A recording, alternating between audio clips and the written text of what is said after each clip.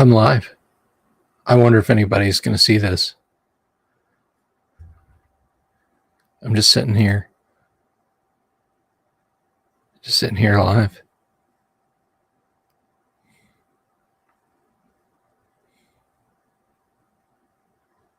I wonder if anybody's going to come on.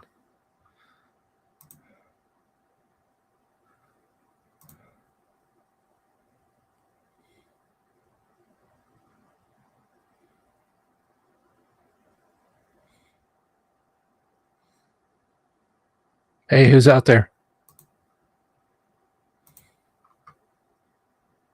What's up, Dungeon Minister? How you doing? I'm just hanging out. Didn't even announce it. I just wanted to see if anybody would pick up on it. Well, you're here. Oh, there's somebody else out there. Totally unannounced. I don't even know if I'll leave this up. I don't even know if I'll leave the comments up after it's done. It's just it's 10 o'clock on the Eastern Seaboard. What time is that in Canadian metric time? Do you guys have like time zones that go this way or something? I don't know.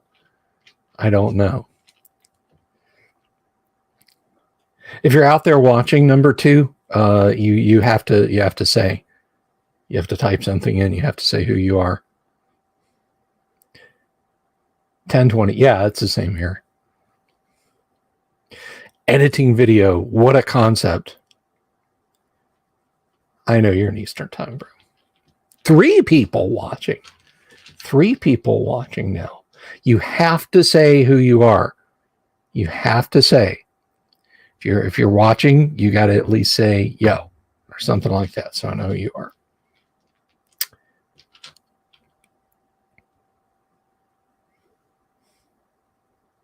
What's up, James Seymour? What's up, Todd? What a concept, though. Editing video.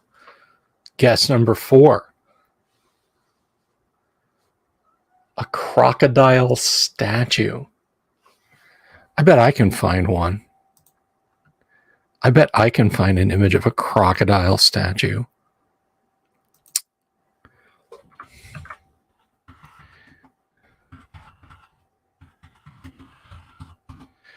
Crocodile statue. You want one like standing up? Like upright, like a person?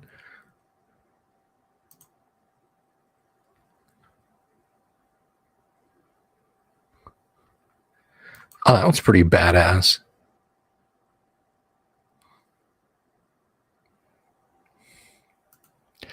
Open image in new address.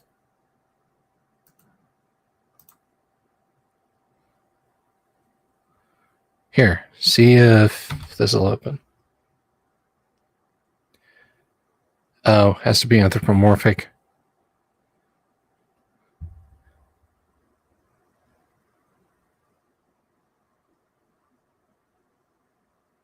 Ah, yes, Sebek, the Egyptian crocodile god of buying a vowel.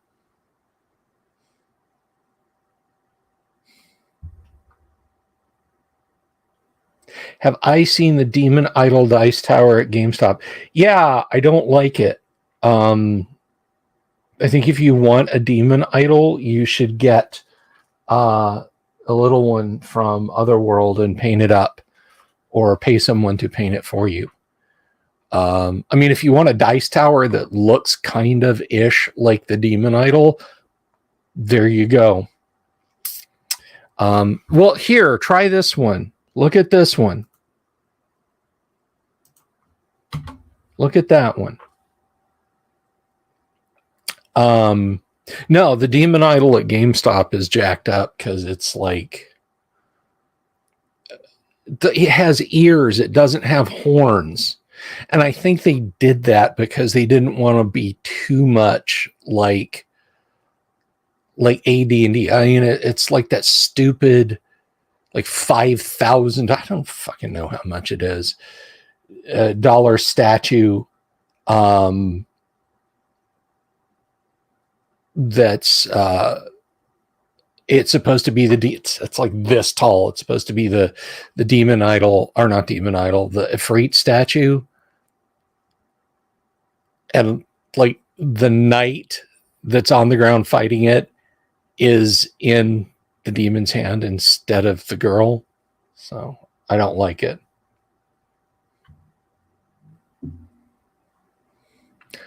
Complain. I try and help them. It won't work. It's even got Gary in the image title, Dungeon Minister. Jeez Louise.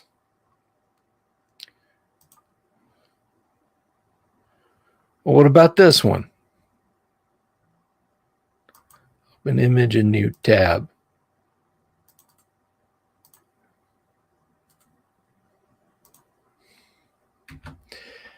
Yeah, I know it's officially licensed. It's still CAC.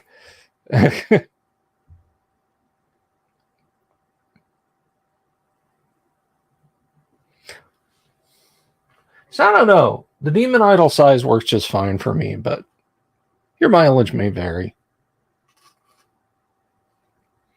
There. That is a humanoid crocodile statue. You really can't beat that, Dungeon Minister.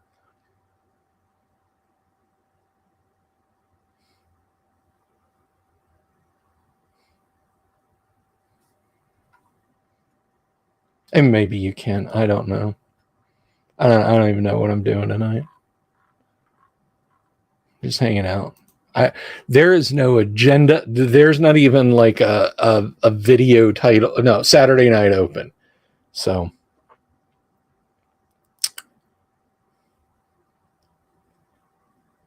crocodilians painted as a statue.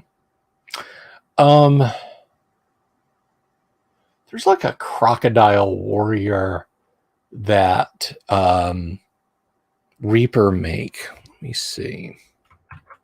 Whoops, wrong one.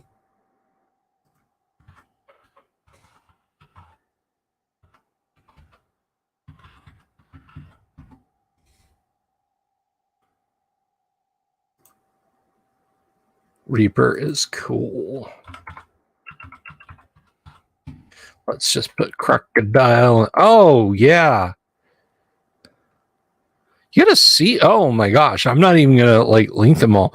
Go look here, Dungeon Minister. Yeah, I'm just hanging out.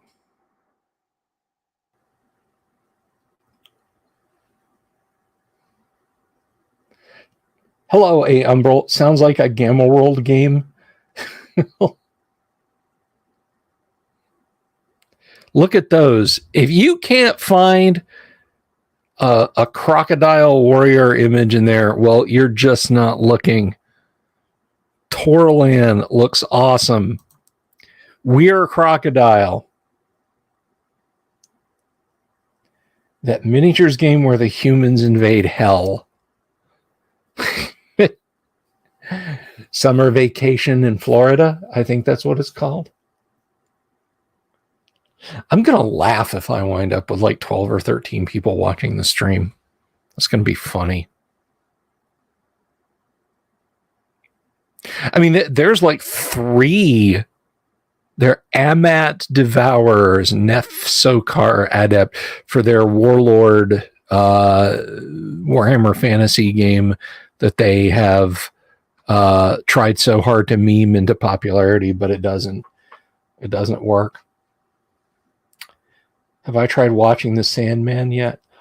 I did for a little while, but then, when they were like shooting the runner outside of Carousel, I was just like, that's a little cruel, just because a guy is older than 30, that doesn't seem right. Southern Texas, yeah. Miniatures game where now I want to know. Now it's going to bother me. Miniatures game where humans invade hell. This neighborhood's going to hell? A board game that takes place in the world of Hell Dorado. which is a miniatures game where humanity decides to invade hell. Now it says, I clicked on it, and now it says you are forbidden to view this resource. Oh no, Reign in Hell. Okay. Slay foes and command demons and snarling badgers tabletop skirmish game.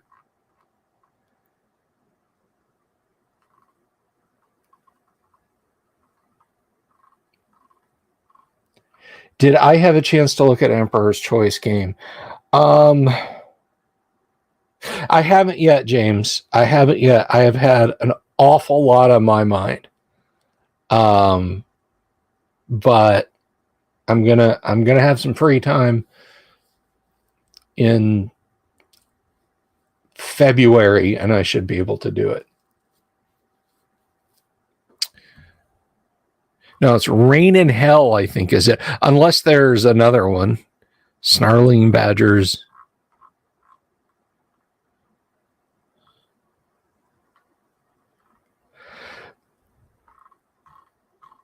Excuse me, I'm not yawning at you guys.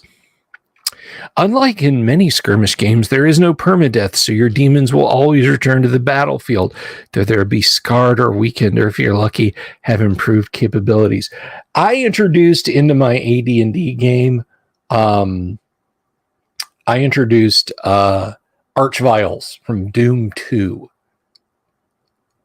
which is a mechanic. Like, I've never understood why any other Doom couldn't work that mechanic better.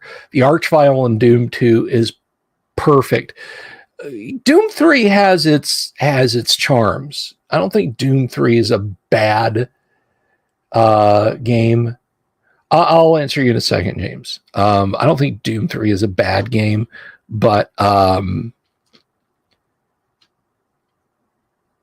neither that nor Doom Eternal or Doom 2016 do Archviles right. At least I don't think so.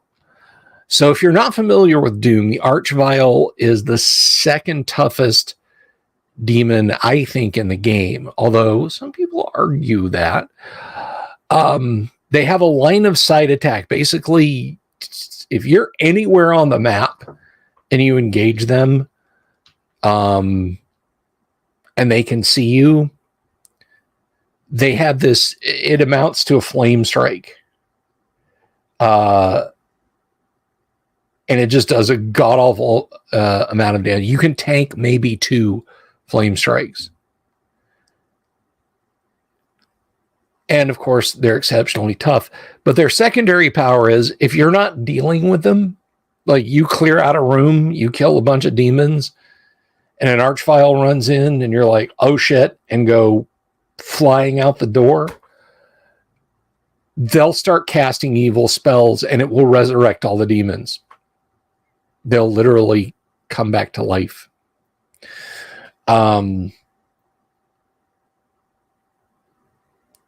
So yeah, they're really, really, really bad news. So I introduced those into my AD&D campaign. Those are demons that can show up. Fortunately, they haven't had a case, the party hasn't had a case where they killed a demon and then an Archvile showed up and resurrected the demon, which is good for them. So I'm online right now because after Tuesday, I won't be. And this is really more of a thought experiment, right? I just decided to sit down and turn on the camera and start streaming. Just to talk about whatever, just to talk about anything. And here we are, hanging out all together.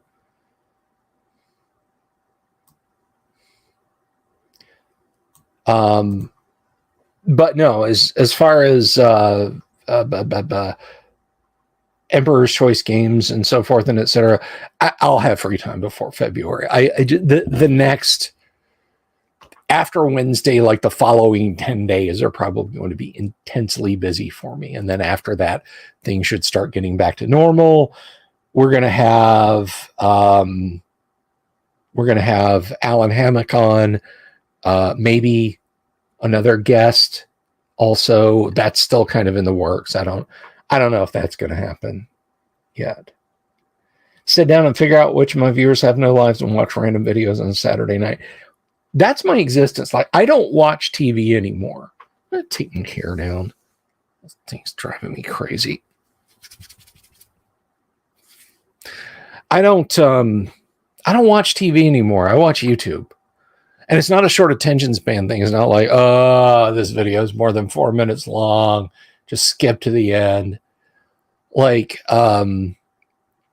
there's this tech YouTuber who repairs Commodore 64s and Apple. Basically, if it's an 8-bit computer, he has repaired it. He's even repaired some 4-bit computers. Yes, 4-bit computers. Adrian Black is his name. Adrian's Digital Basement. And I mean, this dude, okay. I got to watching car repair videos probably because of, again,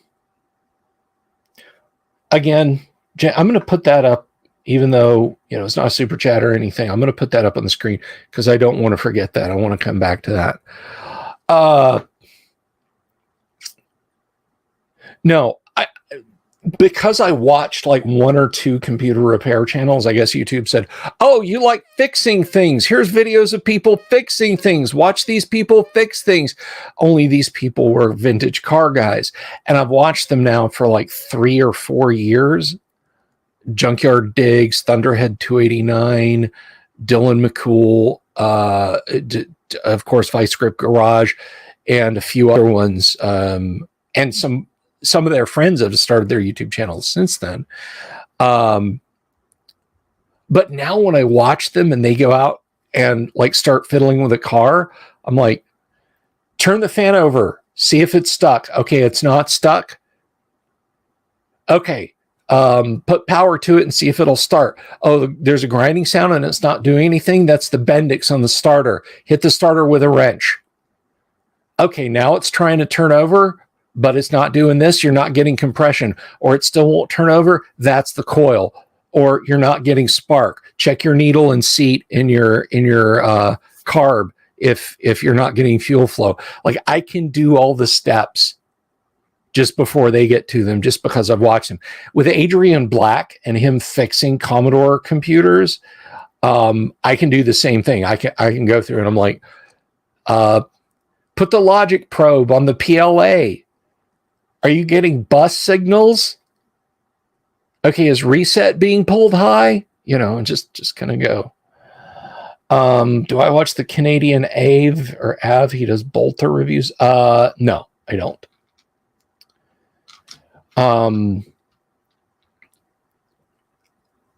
But yeah, thanks to Adrian Black. Like, now I can watch his videos. I'm like, that's a problem with the video interface chip. Or, ooh, smells like burning caramel. He's got a bad tantalum resistor on there because he heard a pop before he started it up. I'd love to have a Commodore 64. I would love to have a Commodore 64 again. 11 viewers. I've been on for 18 minutes. He's just not on for an hour last night before we got like past 5 viewers. I've been on here for 18 minutes and there's 11 of you guys out there. Anyway, so I don't watch TV. I watch guys like Adrian Black on YouTube, 45-minute video, and he is diagnosing the problem with the TRS-80 Model 3 display tube, or cleaning the motherboard. Like, some of these, like classic Macs had a PRAM battery, PRAM or whatever, battery, and if it leaks and eats into the board, it can kill it. And to watch him like take those boards and clean them up and resolder them and fix traces and reflow stuff. How is anything on TV going to be better than that? How is the N millionth Law and Order or Survivor or Dancing with the Stars or Game Show or whatever going to be better than that? And it's not. Umbral, that is fantastic. I love that. I love that. That is great. I'm contagious. Isolate myself. Yeah. Okay, so I want to answer James Seymour, which I feel like I want to say Jane Seymour. And let me tell you something. If Jane Seymour was in the audience, I would just feel like you guys could be like super chatting me $100. Please, Bill, please answer this question. And I would just be talking to her.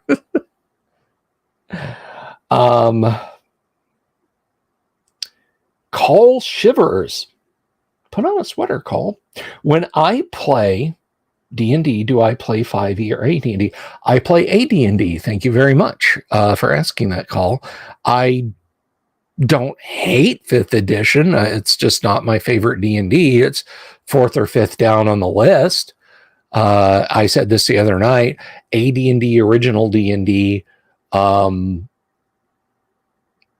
Holmes introductory, Tom Moldvay basic expert D&D, and then 5e in that order.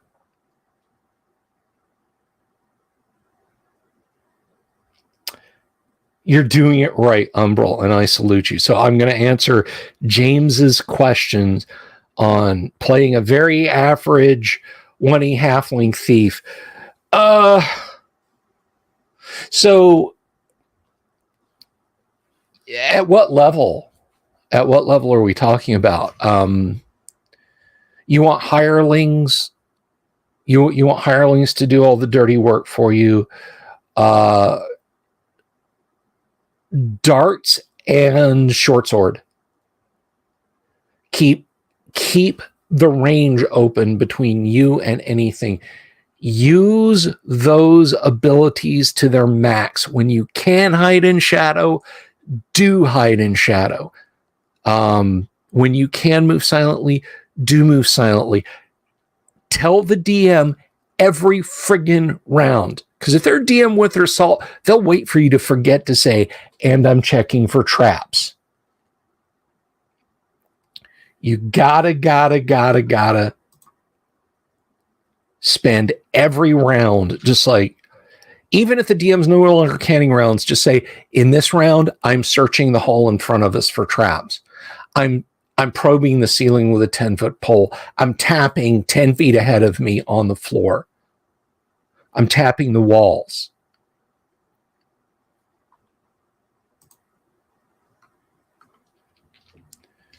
I would definitely put the 15 in your dex, because you're going to get a +1 dex for your halflingness. And that 16 dex will raise you up some. First level, yeah. Just use those thief abilities to the max. Hide in shadows. Move silently. Remember, you can't do both at the same time. A lot of players are like, I'm going to hide in shadows and move silently. Nah, you're not.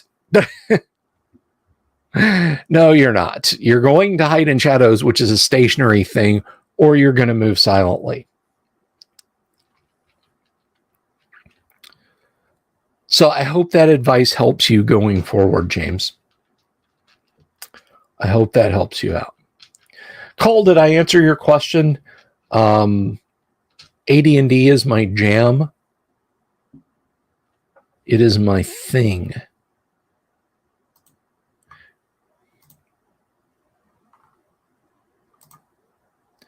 So, fix this. This all got discombobulated. Let me combobulate it. I wonder if it'll move silently. Can I move it? Oh, squeak.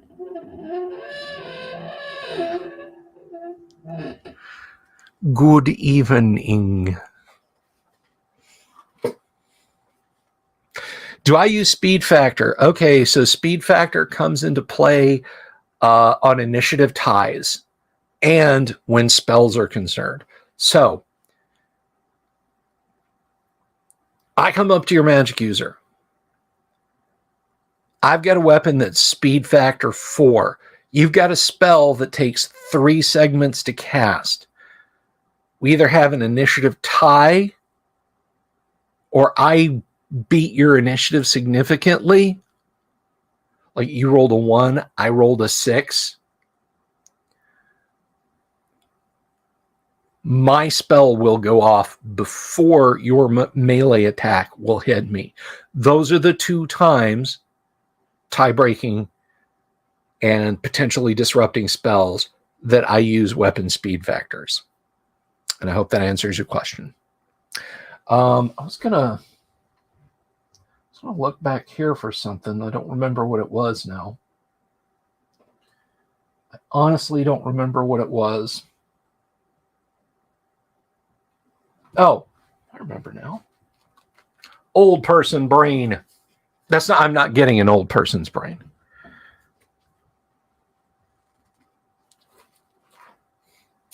Just grabbing my Dungeon Master's Guide, unless you guys have any questions. This is the Twilight Zone? Why is this the Twilight Zone, Mobius? It's well past Twilight. I love this dungeon. I wish this was my original Dungeon Master's Guide from when I was a kid. This is like one of a stack of them that I've had. When I got back into AD&D in the early 2000s, it is Saturday, Mobius. Maybe it's not Saturday where you're at. No, I reached out to my buddy Paul Stormberg, who he wasn't my buddy at the time, but everybody said, talk to this guy, because I started asking around on Usenet. This was like the last hurrah of Usenet.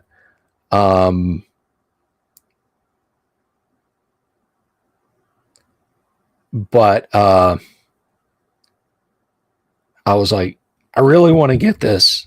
I really want to get classic D&D. I can't find it anywhere else. Somebody said, well, there's this guy named Paul Stormberg over on Rec Games FRP auctions or for sale or marketplace or something. I can't remember what it was. Usenet group. You can go bid on stuff. And I got completely slagged out 1E books and completely slagged out classic modules that he sold me. I mean, I knew they were not in great shape, but I just wanted them. And I slowly started collecting them right around the turn of the century, like 99, 98, right around there. And then somebody else was like, hey, I've got a Dungeon Master's Guide. You can have it. And just, I've gone through so many before I settled to this. And I gave a bunch away. I gave a 1E DMG to my nephew. I gave one to my father-in-law. I gave one.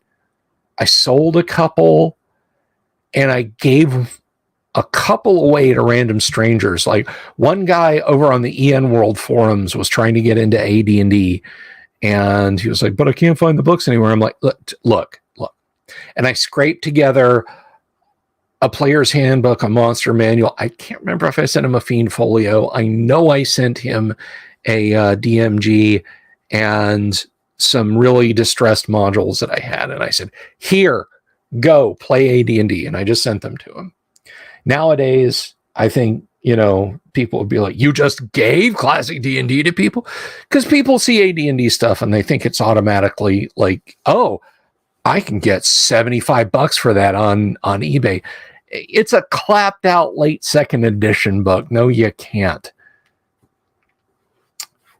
Call says, awesome. I grew up. Let's see, 5th edition is what brought me back. Room for one more. You can join the fold again, Call.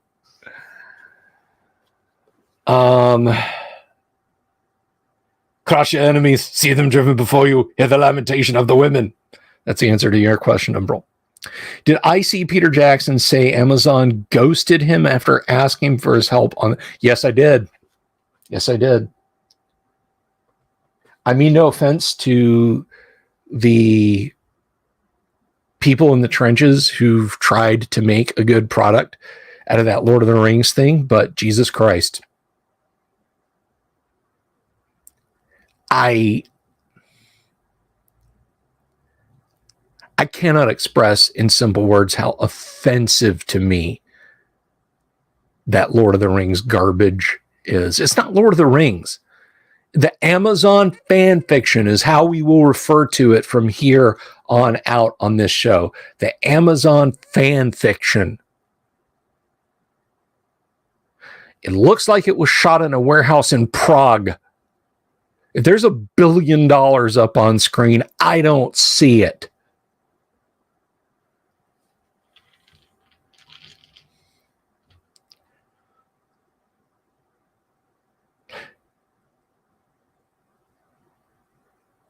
Fiend Folio is an awesome import supplement. It is. Amazon / fiction. That's a good call, Yang. Fiend Folio is good. I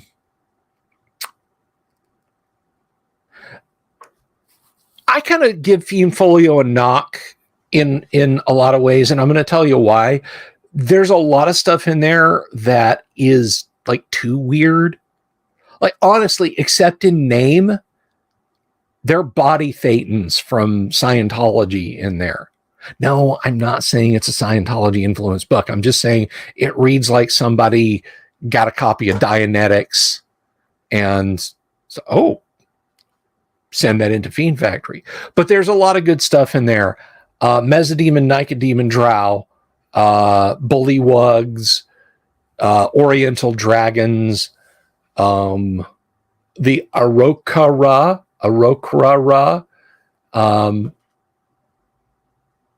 There are some good things in there.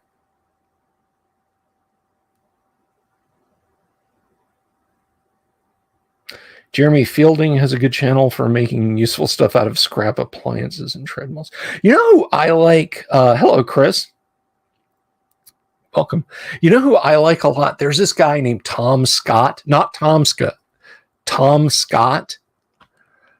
And he's this very thoughtful English. He's got like 6 million subscribers or something on YouTube, but he's this very thoughtful, and his videos are very thought-provoking and amusing.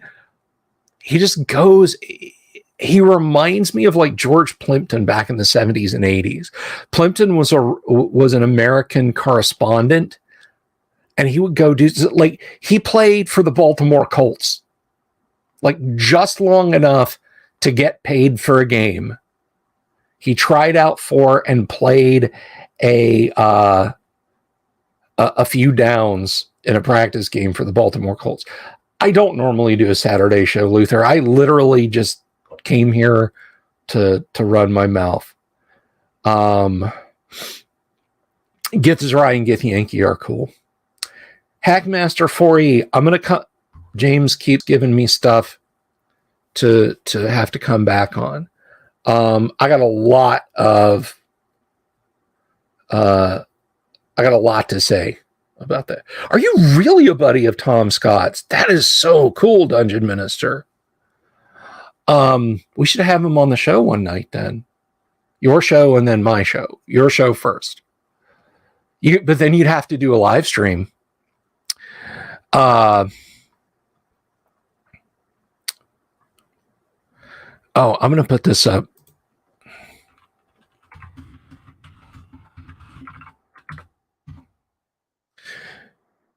But a recent video he did that literally had me in stitches. So in England, you have to have a liquor license to sell booze. But there are exceptions to it.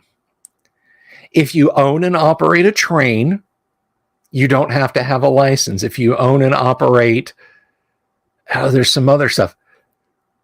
But one of them that is still the exception. So it used to be the way to get back and forth across the channel very quickly were through these massive, like picture, like 2 jumbo jet long and 2 jumbo jet wide sized hovercraft that would take you back and forth across the channel, and they could take cars back and forth across the channel. Okay. Yes, James. He was George Plimpton. But anyway, hovercraft is one of the vehicles where you don't have to have a license. You don't have to have a renewed liquor license. So he went out, and hovercraft are still very much a pop culture thing. I mean, I think they're probably like the English equivalent of the airboat in Florida, right?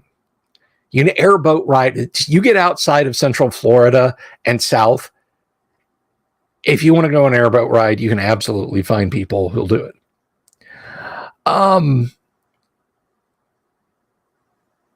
So they built a micro bar. I mean, literally like a plank with a little pony keg and a tap. Set a couple of bottles of gin and a cooler full of ice and some other odds and ends, and drove this hovercraft in a circle through this hovercraft company. And by hovercraft, I mean like two people. And they'd slow it down just enough so like members of his crew and other people who were there could run up alongside. And he had Apple Pay on his phone. He wasn't giving them away. He was actually selling alcoholic beverages. It was like gin and tonic, rum and Coke, rum and lemonade, and pint. I think he had Guinness or something like that. You know, some beer he was tapping out of the pony keg. That was freaking cool. That was heroic. And he's been to the U.S. a bunch too. Like it's right here to Florida. He's been to Disney World and everything. So I really like Tom Scott's channel, but I can't find stuff like that on TV.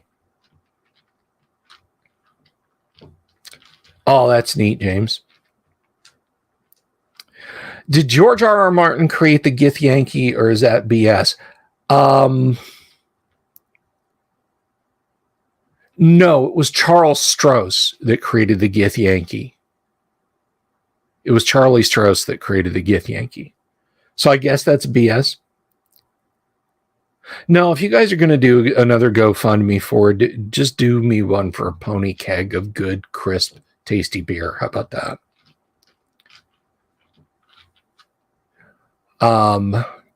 Okay, so James Seymour asked about Hackmaster 4E.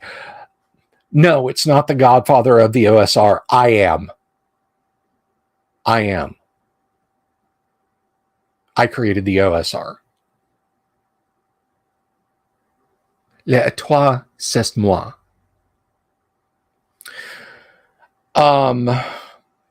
So here's the deal with 4E, and this is how it was explained.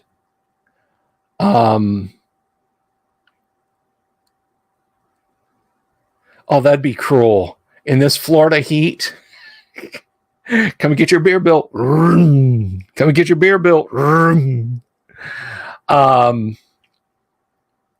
So here's the thing with Hackmaster 4E.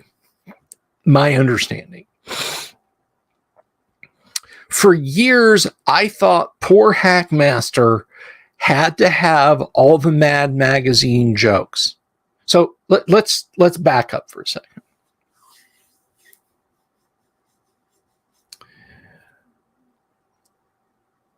Let's back up for just a second. Eastwood Ravine says Githyanki seems to be very Michael Moorcock creation. But again, it was Charles Stross.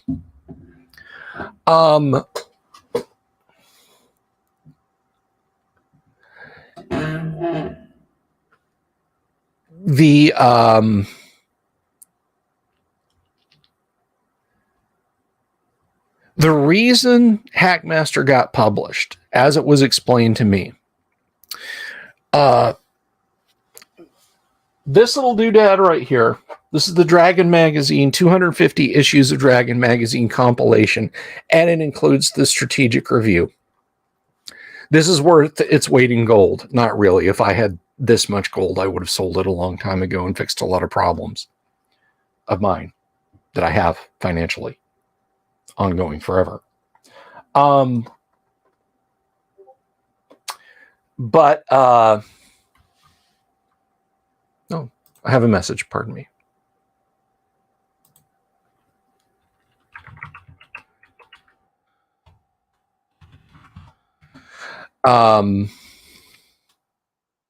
The later issues of Dragon have Knights of the Dinner Table comic strips in them. Now, a lot of the early creators in Dragon sold their pieces to Dragon Magazine, and they got no recompense when that came out. This format, computer format, didn't exist in 1978. Didn't exist in 1982. Didn't exist in 1988. I don't know when PDFs came out, but OCR to documents largely weren't a thing. But it did exist when Dragon Magazine was publishing Knights of the Dinner Table. In Knights of the Dinner Table's agreement, the creators of Knights of the Dinner Table's agreement with Wizards of the Coast did not include, or with TSR, and then later Wizards of the Coast, did not include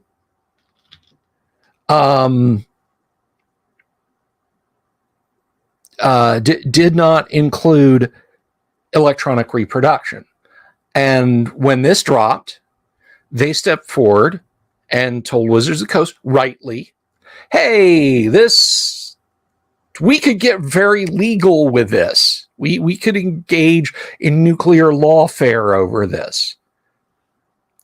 And Wizards didn't want that. And they said, well, what do you want? And they said, we want a license to publish a first and second edition AD&D compatible game that is very like first and second edition AD&D. It's the game that our characters play. It's Hackmaster. Hackmaster is going to be 1E. Now, my understanding was at this point, Wizards of the Coast said, okay, but it's got to be a parody. And then, stuck with parody, saddled with parody, they published all the Hackmaster stuff, all the jokey Mad Magazine versions of D&D, littered throughout the thing that served as nothing but a gigantic distraction to an otherwise solid game. Yeah, Snarf Quest was pretty rough. And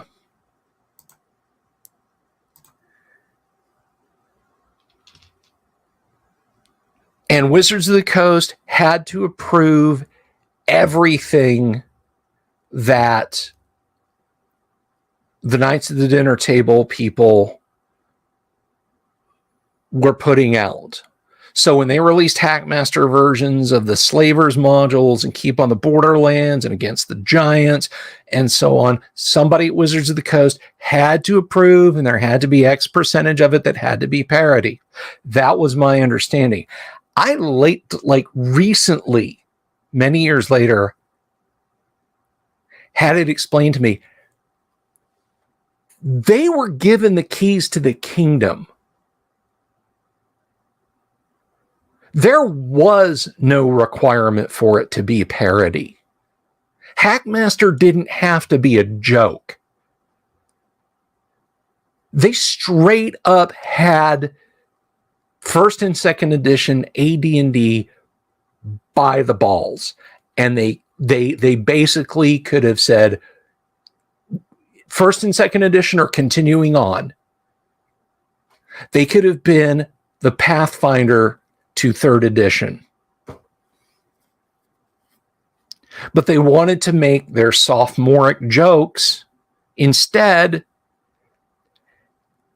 And so we got a Mad Magazine version of D&D. Now, why Wizards of the Coast terminated it was, again, my original understanding was that they were submitting stuff to Wizards of the Coast to get approved, and Wizards of the Coast cut the time that people, plural, would have to pour over their stuff and make sure it was appropriately comedic down to just like one part-time person's job or part of one person's job. And it basically meant that all of their publications of AD&D and 2E stuff would just grind to a halt. Again, I had it explained to me the only requirement that Wizards of the Coast put on them for approval was that they were not exactly precisely copying whole sections of AD&D rule books into their rule books, that they were just wording a little differently. If those guys doing Hackmaster had just introduced a cleaned up 1E, 2E hybrid called Hackmaster that was very obviously first and second edition AD&D, they could be running the OSR. No parody required.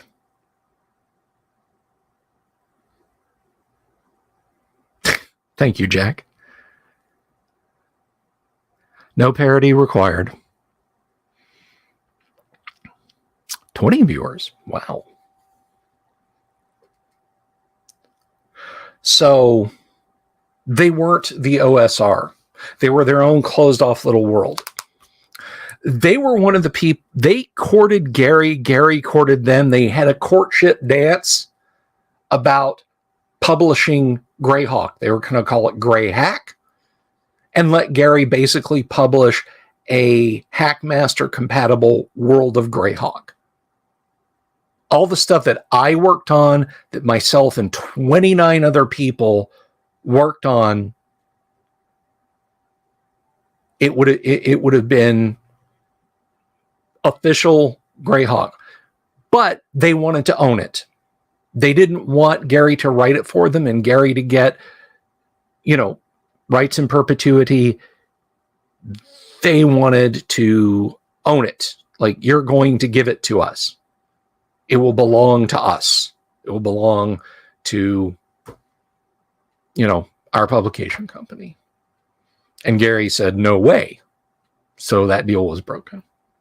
So there you go. There's a little bit of news. There's a little bit of info about. Sorry, this is just kind of there's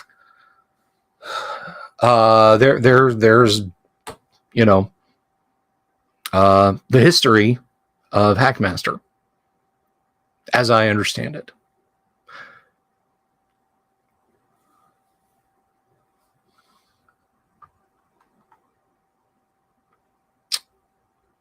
Oh, James, and to answer your question, what part design? I had nothing to do with the publication of Hackmaster or anything like that.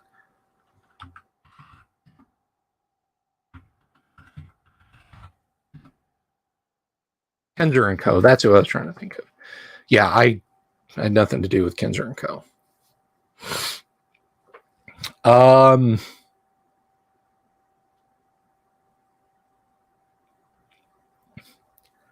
That was worth the price of admission. Oh, thank you, James. Aim to please, brother.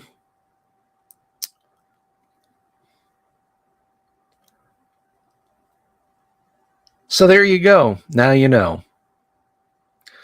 Man, I was going through today. I was talking about this. I have got a 2-foot thick stack that is just 5th edition books that Volcano God laid on me. And I'm looking at them over here. I need a bookshelf over here to put them on to get them up off the floor.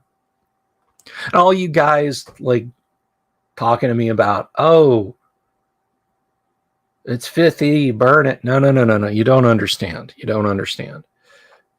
This stuff belonged to Volcano God. What I decide I want to keep, if he's okay with me keeping, I will keep. What he doesn't want If there's somebody that prefers 5e, I will gladly sell it to them and then split the profits with Volcano God, as long as he's okay with selling it. But for the time being, you know, if you guys remember back in April, I mean, I had this room gutted. I did like short videos. I showed up like this wall was completely blank because these shelves weren't in there. I broke miniatures, moving miniatures around, and things aren't done yet. All right. There's still wire shelves and racks on that wall that I wanted off so I could put up movie posters and so on. That's still a hot mess. I need more room. I need more room in my room.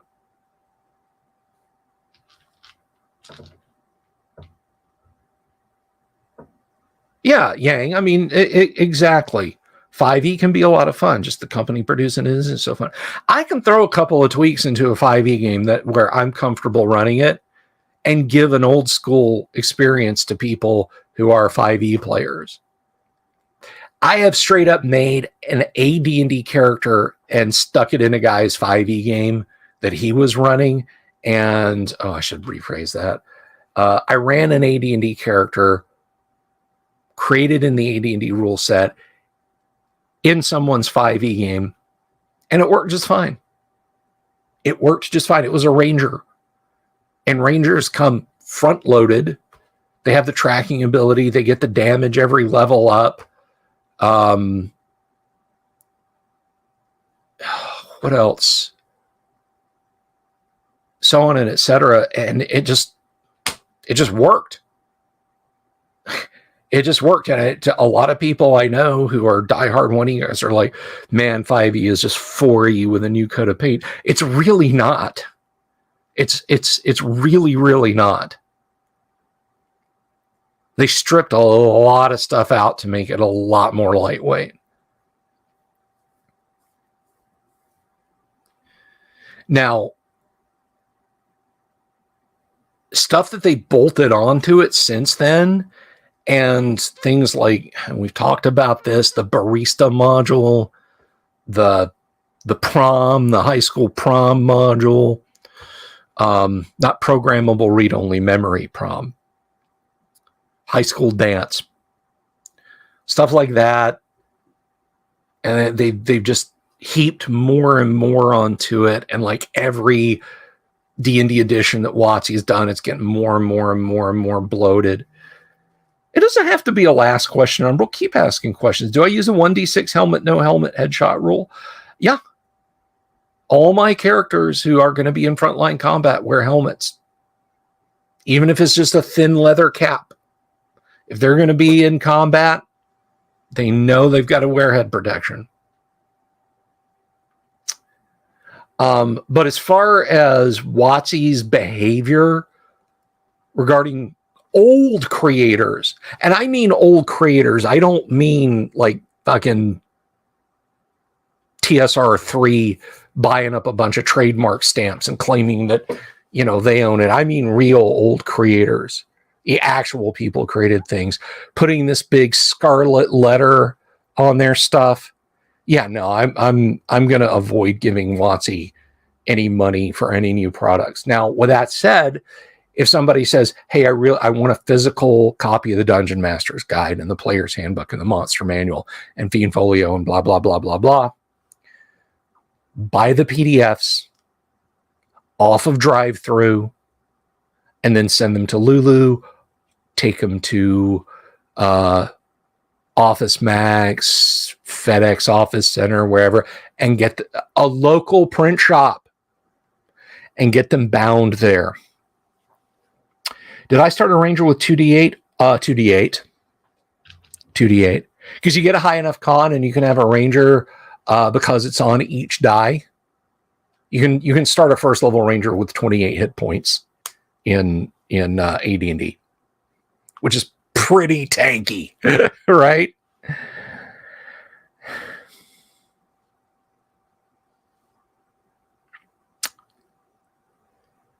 What 1E version clone is easiest to learn? Just use AD&D. Just snag AD&D. The problem with getting Swords and Wizardry or Osric or whatever is, for reasons and interpretations, there are things in Swords and Wizardry. First of all, Swords and Wizardry and Osric are incredibly useful books to have. They are incredibly useful resources to have. Get them. For learning the game, get AD&D or get OD&D. There are assumptions and interpretations made in Osric and in Swords and Wizardry and in Blueholm and in Whitehack and in blah, blah, blah, blah, that may be different from the way you want to interpret an AD&D rule.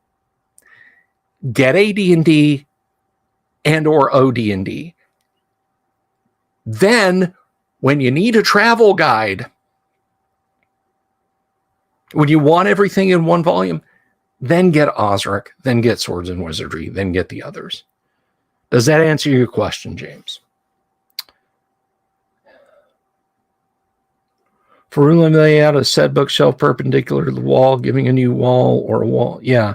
Well, it's not. Okay, so here's the thing, and I'm not going to point the camera, but you guys used to see me and I was against that wall, and you could kind of see this door a little bit over here, and I think maybe a little bit of this bookshelf. So I was kind of in that corner.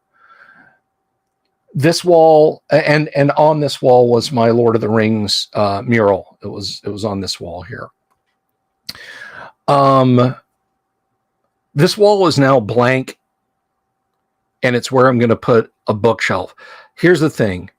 That bookshelf only needs to be there until I get the final disposition of the majority of a crap load of RPG material finally determined. Whether it's sold off, sent back to its owner, or whatever. There is no such thing as inexpensive bookshelves. Kits are $100, and then there's the lumber. Just a bookshelf itself made out of pressboard and metal brackets is still $100. A Rubbermaid shelf that's only like $60 or $70 is going to bend into a U shape the minute I start stacking all of these books on it.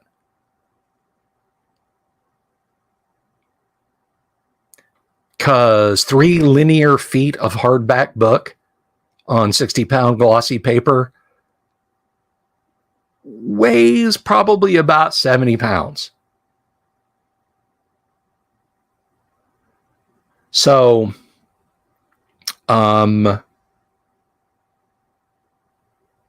yeah, I have to get a sturdy bookshelf, but in an expensive, sturdy bookshelf, and just push it against that wall. And still have enough room to go out into the outer garage where my resin 3D printer is. Make a shelf out of books, 2 stacks of books, plank between 2. And then I've got no books.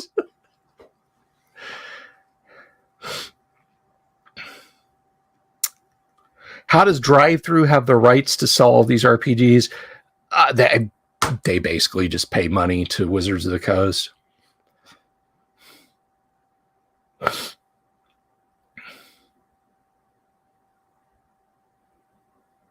I can store my bookcase kits on it. I mean, when I did this, my vainly optimistic hope was everything would be off the floor. I've still got a pile of computer parts, a small bin full of computer parts, and a large bin full of computer parts and computer books down here by my right knee. And 2 large totes over there that form my 3D printer stand that are full of RPG books that I didn't even get to before I got this bounty from Volcano God.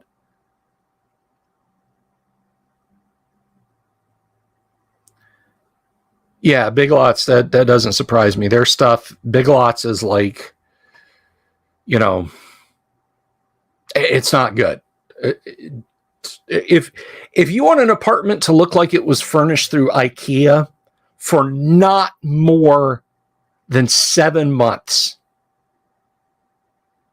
and lived in, I should say, look like it was furnished through IKEA and lived in, and nothing needs to last past 7 months, Big Lots is awesome.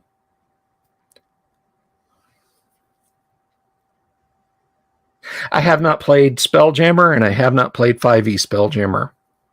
Spelljammer was one of those things that came along in the hinterland between I am playing D&D, I am once again playing D&D. Or I guess I should say I have stopped playing D&D, I've started playing D&D. There's a vast gulf there from the mid-late 80s to the late 1990s, and Spelljammer falls into it. What I saw of Spelljammer back in the day wasn't my cup of tea. Hey, if you had fun with it, that's awesome. Not my cup of tea.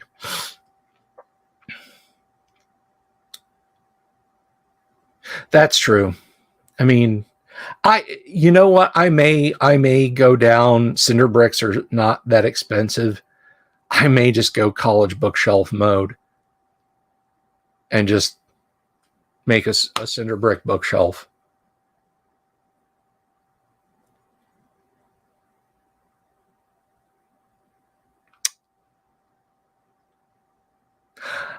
I think it's a good idea to get new print copies, even if you download them and then send them through Lulu, or you take a thumb drive to a local print shop and say, hey, can you help me nerd out? You know.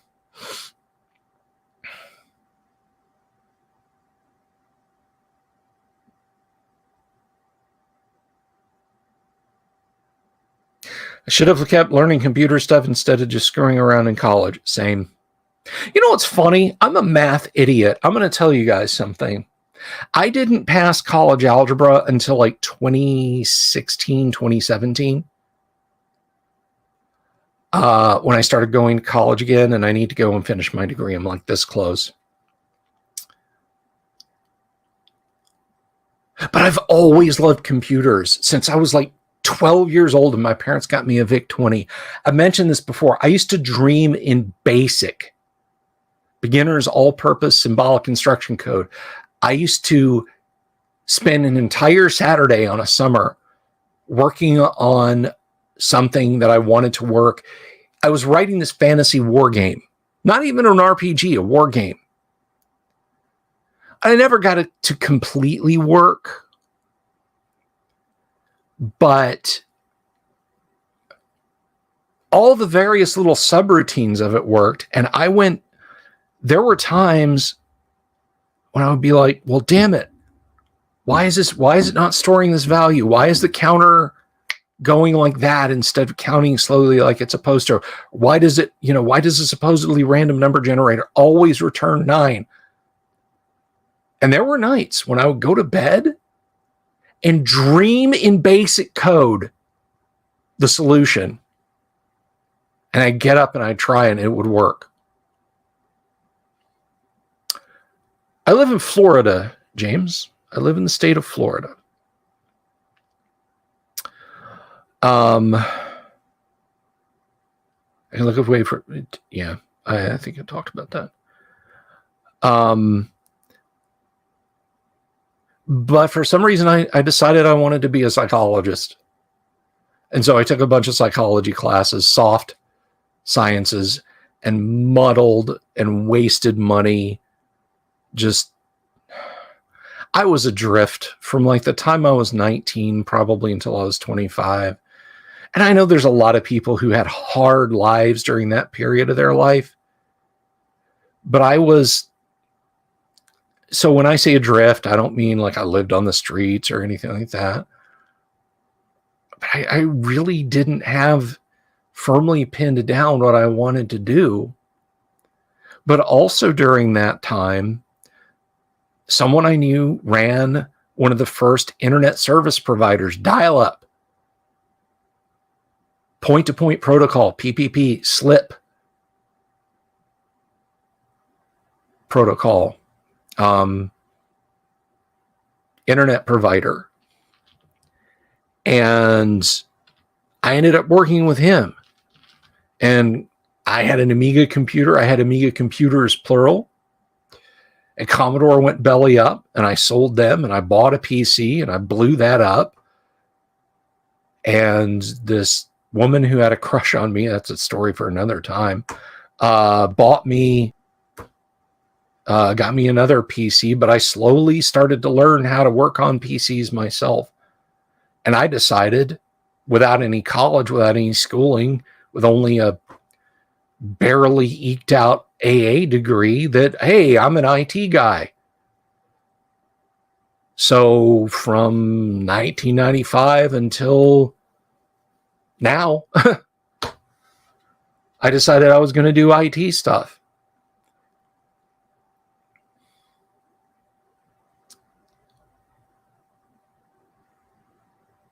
Somewhere I had my Borland Turbo Pascal C and decompiler in very good condition. So here's the thing. This is really trippy.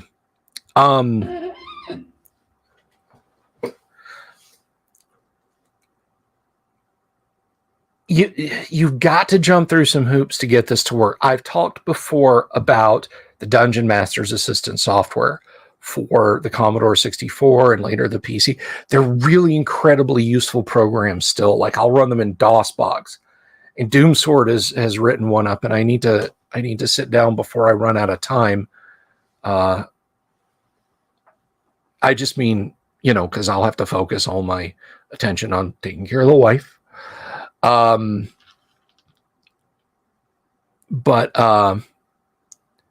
I need to sit down and look at it. But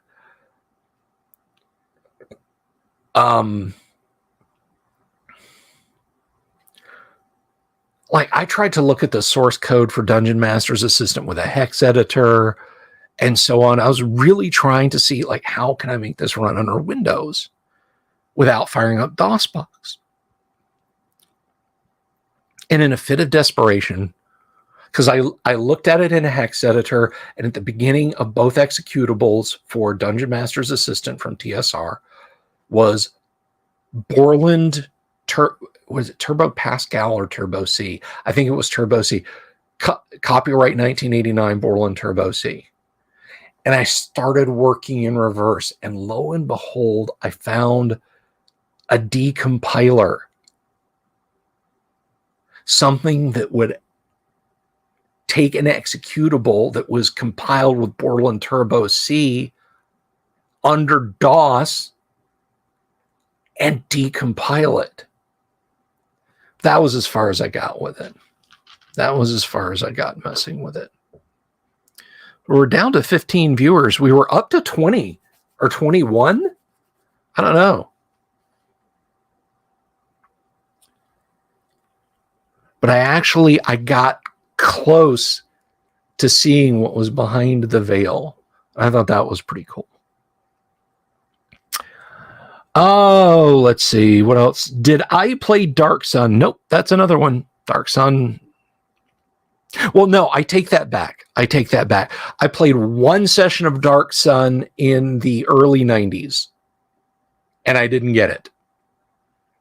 I was like, is this D&D? This doesn't feel like D&D. I was like, oh, I'm going to play a paladin or, just a fighter. Well, like, metal isn't here. It doesn't exist in this world. You have to, like, use bones or wood or flint. I don't know. I couldn't get into the rhythm of it. I just couldn't get into the rhythm of it. Vic 20 was your first. Vic 20 forever, my friend. I love the fact that there's a cart. I used to drool over. Who here remembers? Was it Computer Direct in Compute's Gazette? They had like these 10 pages of ads in bright yellow paper. Computer Direct, and just page after page of Commodore and Commodore PET and Commodore 2001 and VIC-20 and C64 stuff. Although by the time the C64 rolled around, the market was getting a lot more dynamic. And I think they fed a more hobbyist I mean, like, go to the store and buy your own microchips to do stuff with your computer crowd. But I remember seeing those, and it's like 8K expansion for your VIC-20, $129.99. And I was like, you know, my 12, 13-year-old self was like, $120. Oh my gosh. And we lived in an apartment, so it's not like I could like cut lawns or anything, right? And if I went and hung drywall with my dad on a weekend, I might make $25. And there was no guarantee he needed my help. I remember because I'd see type-in games in the magazines that were like, you know, oh, you can run this game in, you know, we have versions for the Apple II, the TRS-80 Model 3, 16 kilobyte minimum, Commodore 64, Commodore PET 8032, VIC-20 with 32K expansion. Oh, well, why not just ask for a Cray? Why not just ask for a Cray XMP?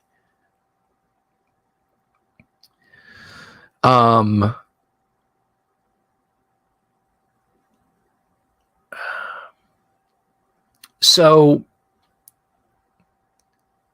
a computer shopper guy myself, for Bill and Alice in the Pepsi-Cola lab of doom. I remember Bill and Alice in Computer Shopper. I wish Computer Shopper was available online, like proper issues of Computer Shopper, the ones that were like that big and that thick. I want all of those back. I want those days back. Take care, Umbro. Godspeed. Yep, Computer Shopper, bigger than most phone books. So James, you're asking, what are my standard questions on these live streams? What is my process for taking an idea for a campaign / world and taking it to table ready? Come up with an idea, make a few notes, run it past a few friends who are not in the game and are not going to be involved in the game. And if it seems fresh and it works, I just splice it in. I mean, case in point, and I know this makes you guys mad, but I don't care. I've got a redeemed demon running around as an NPC with my first in my first ed campaign. Started as a thought experiment years ago. What if a demon put on a helm of alignment change? Don't tell me they explode. Don't tell me they wink out of existence. Don't tell me it doesn't work. Don't tell me they don't, you know, they later go back to being a demon, because that's not how the helmet works. They'll get a magic resistance check. And if they fail that, their alignment's changed. I said, what if that happened to a demon? And I kicked that experimental idea around in my head for the longest time. And I said, well, what if a party encountered one? So I rolled the die at random to see what kind it would be. Turned out to be a type 5. Yeah, type 5. Malarith. Well, it's not Malarith. It's Renoreme. And I said, okay, she's lawful good now. I had the dungeon minister was on. We talked about it. In a world where faith is reinforced by the fact that gods occasionally show up, and there's holy magic being used, like tangible holy magic. Like, Farmer Bob is dead. We scraped together enough money. Can you raise him from beyond? Yes, I can. Arise, Bob. Go forth back to your fields. The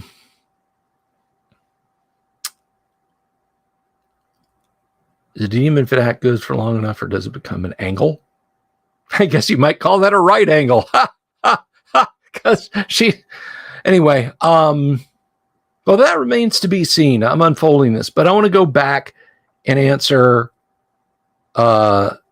James' question a little bit better instead of punny, jokey.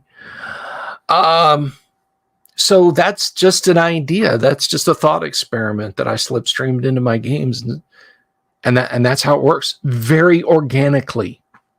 I see what you did there, yeah.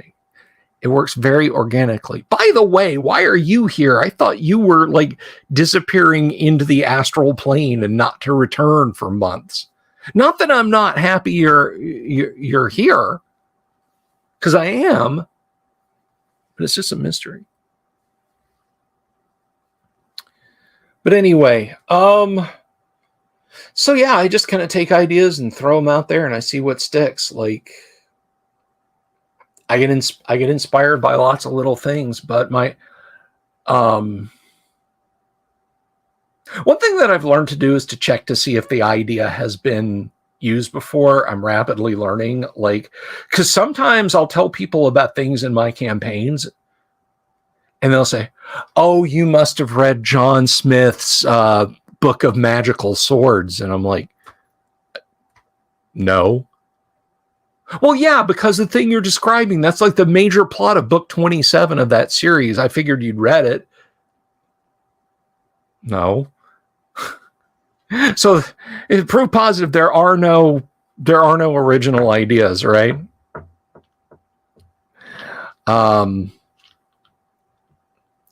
So I feel like sometimes I think I'm so clever and so original. I even had one of the players in the Monday night game tonight. Hi, Aurora, was telling me that the interrelationship between the demon and another character was very like Glenn Cook, something in Glenn Cook's The Black Company. And have I read The Black? Like, I haven't read The Black Company. You've not GM'd a game for 30 years? That's heartbreaking. Are you going to start soon again? I hope. I hope I have prompted you. I hope I have pushed you to go do it. I want to look at something real quick here. I need to check something out. Oh,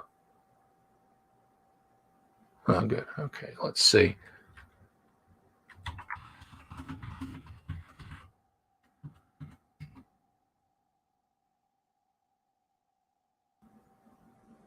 Oh, you guys have been doing a great job. The Dungeon Minister is up to 925 subs.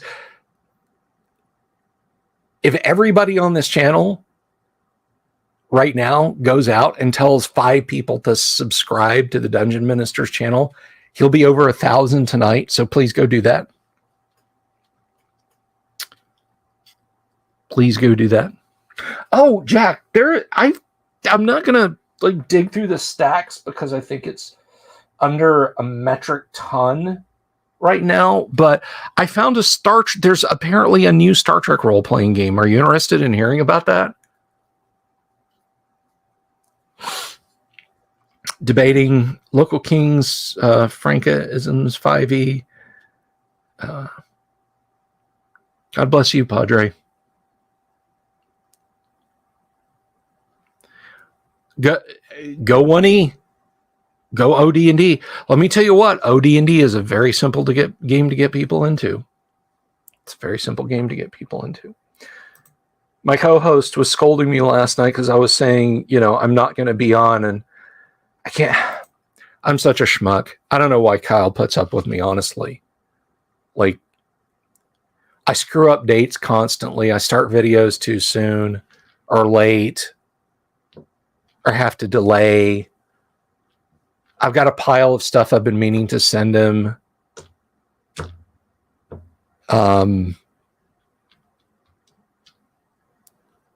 But I was telling him, I'm like, yeah, so I'm going to have to set you up so you can run the Traveler game on these nights. And he was like, yeah, what's that about?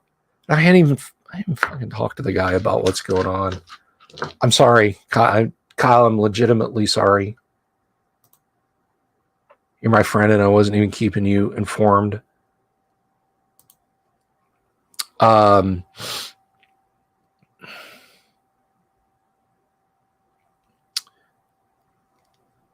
oh yeah, you guys should all go subscribe to Jack Photon's channel too.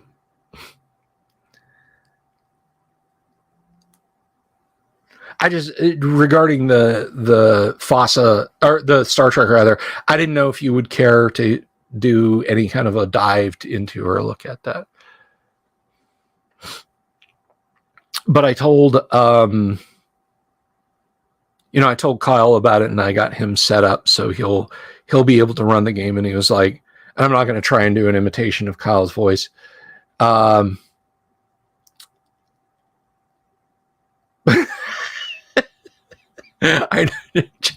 Jack's mad at me because he doesn't want people to subscribe to his YouTube channel.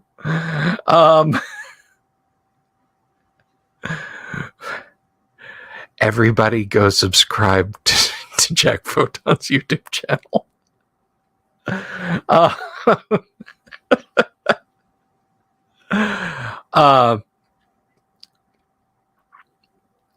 No, I was talking about that.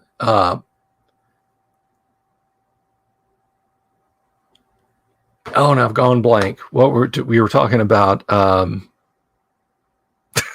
I will stop. I'm sorry. I apologize, Jack.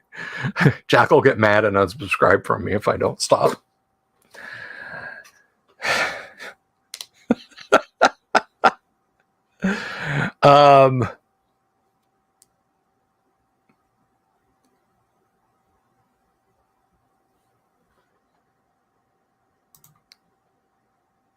Yeah, look at that count. 926 subs for the Dungeon Minister. 926. What am I sitting at? Hey, yeah, if you're just coming by, you know what? I can't believe I forgot to put this banner up.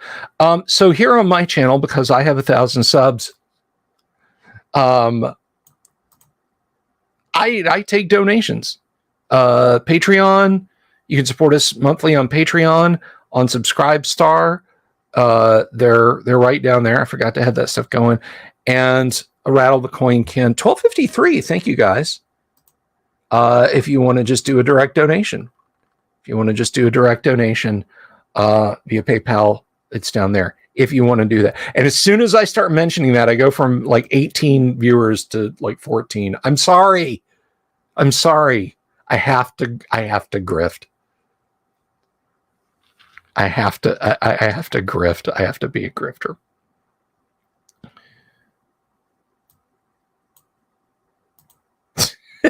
Find some channel with 3 subs. You probably can.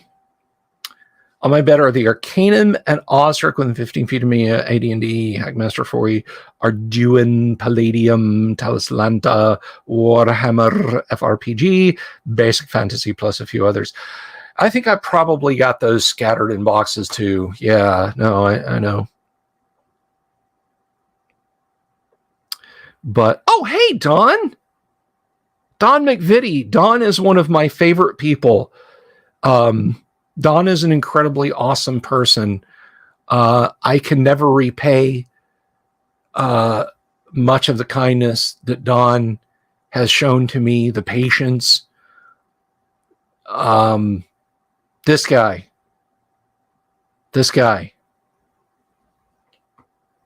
You're amazing, Don. You're amazing. Thank you so much for everything you've done. Don and I worked on Yigsburg with Gary back in the day. And he came down to Orlando, invited me to lunch. We were kind of talking about this last night, but I don't mind saying it again. He came down to Orlando, invited me to lunch. Didn't know him from Adam.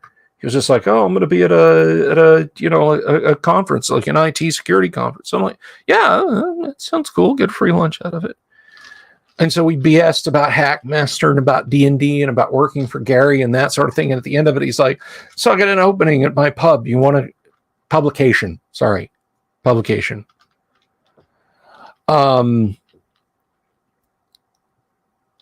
And do you want a writing gig? And I was like, well,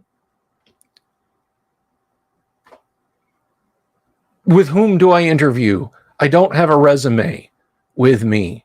How do I send? He's like, just one of the one of eternal, like Don used to have hair like here. when I met him, it's like here. And I think it's just because he keeps doing this every time I open my mouth when I'm talking to him. But he's like, well, this was the job interview, dingus. I mean, he didn't call me a dingus, but I'm sure he was probably thinking it. And so it's just one of those weird things, like the Venn diagram crossover of my life, like plays Dungeons and Dragons, knows IT, can write. And Don wanted that centerpiece right in the middle. He wanted that centerpiece, and my Venn diagram was strong right over that.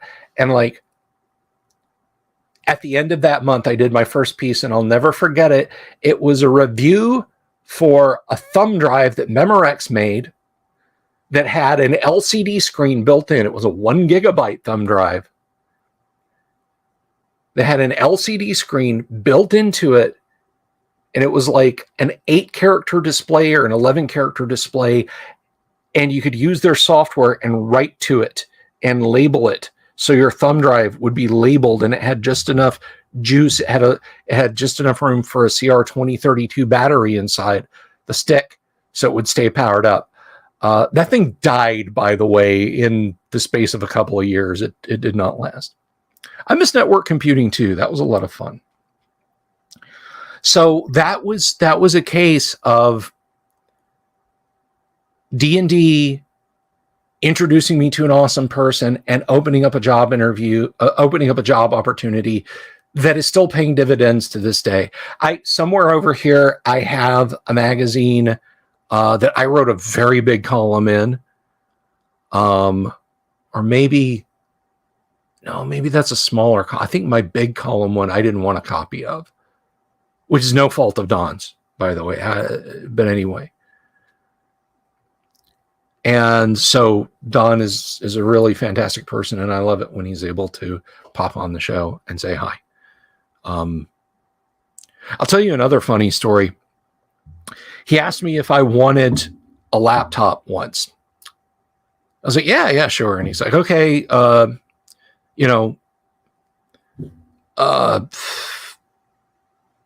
cost like this much to ship. And I was like, oh yeah, sure, no problem. And it kept being like another month. And finally we were at we were at Lake Geneva Gaming Convention. And he's like, he brings me this gift backpack. Like if you've ever been to an IT conference in the 90s or early 2000s, they gave away backpacks, right? I've still got one from a Cisco convention over there. And he brings me one that has like 5 laptops in it. One was this Toshiba gaming laptop. It was a desktop replacement laptop. Had a Radeon 9200, like the desktop GPU in it, and a 4 gigahertz Pentium 4, a 2 gigahertz Pentium 4 Sony Val with like a 15-inch screen, or no, a 17-inch screen, but it was 4x3. This thing was massive.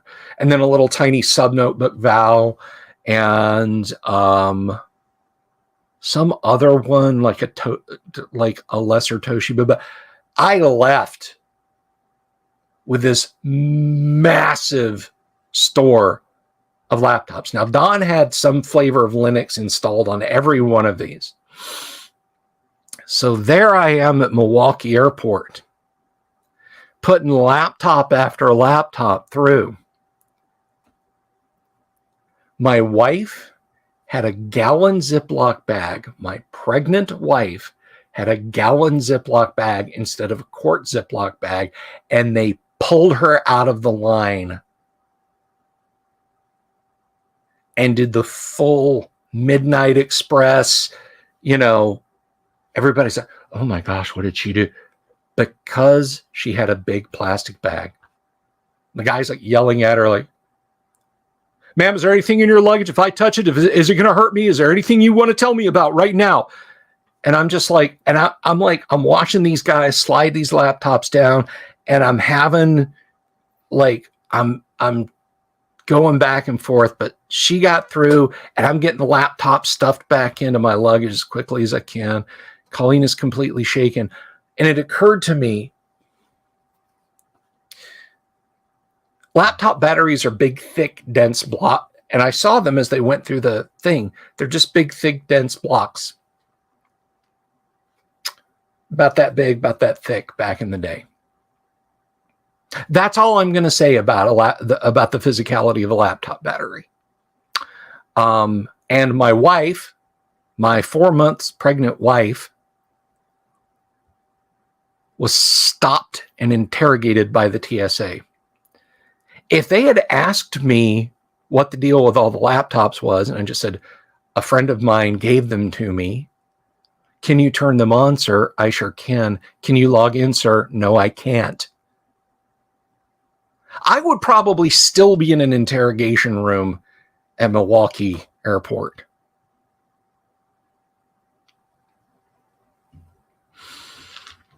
So that's like the TSA in a nutshell. But once we got past that, I came home. I was the king of laptops. And these massive collection of gorgeous laptops and family members.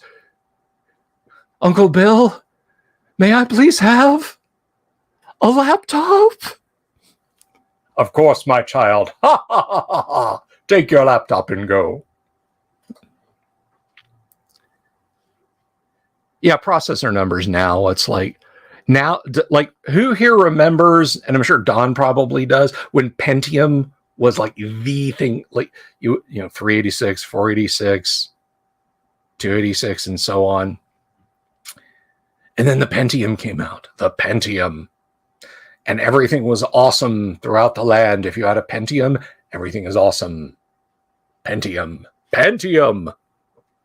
Now, like, Pentium is like the trailer park, Skid Row, low down, like, Pentium G series processor is just like the dead end, like, you know,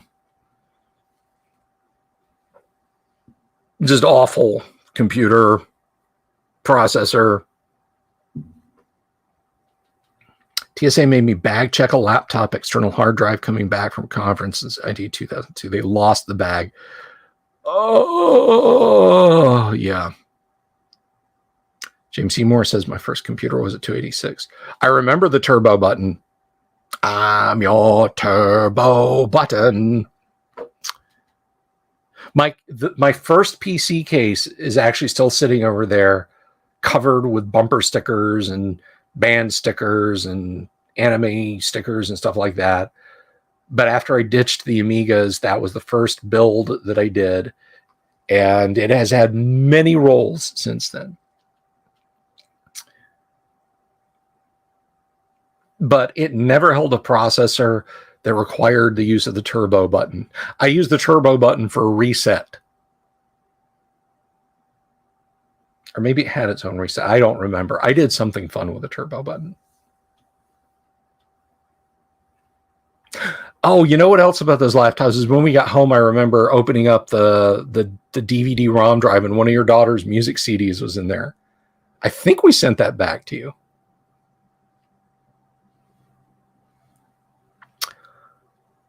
Oh my gosh.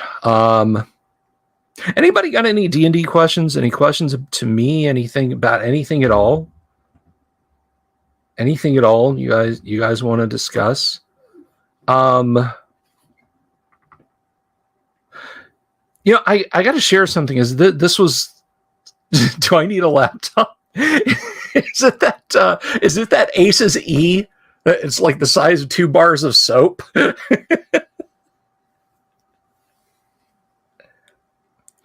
I used to message Don with crazy shit, and it would find its way into his blog. What's D&D? Oh, you thought this was a computer show? Yeah.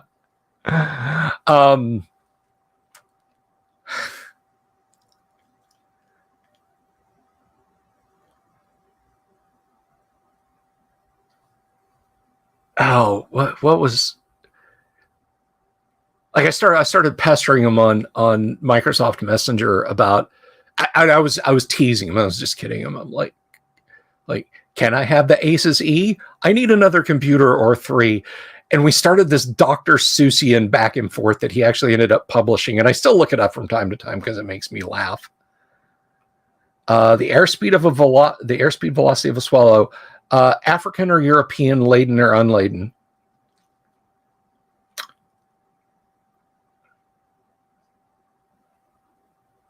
You know what I found out about hardware requirements? Doomsword, they were kind of bullshit. And here's a case in point. Okay, I didn't understand how terrible rail shooters were on the PC, interactive CDs. Any interesting stories about the girdle of femininity, masculinity? I will not answer that question without a super chat. But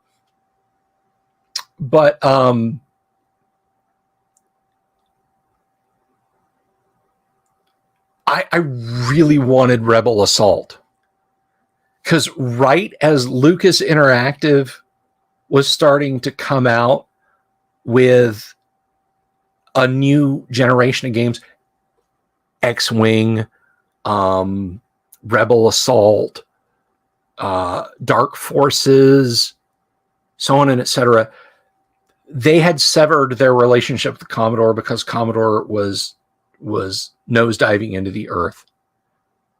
Here's a sad story. Okay, Commodore tried twice with the Amiga to break into the home console game. The first was with the CD TV, which presaged the Sega CD and a whole bunch of other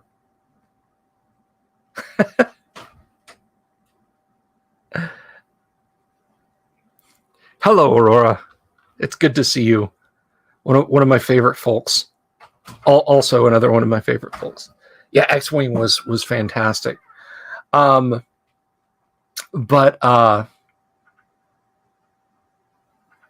Commodore was desperately trying to retain developers to keep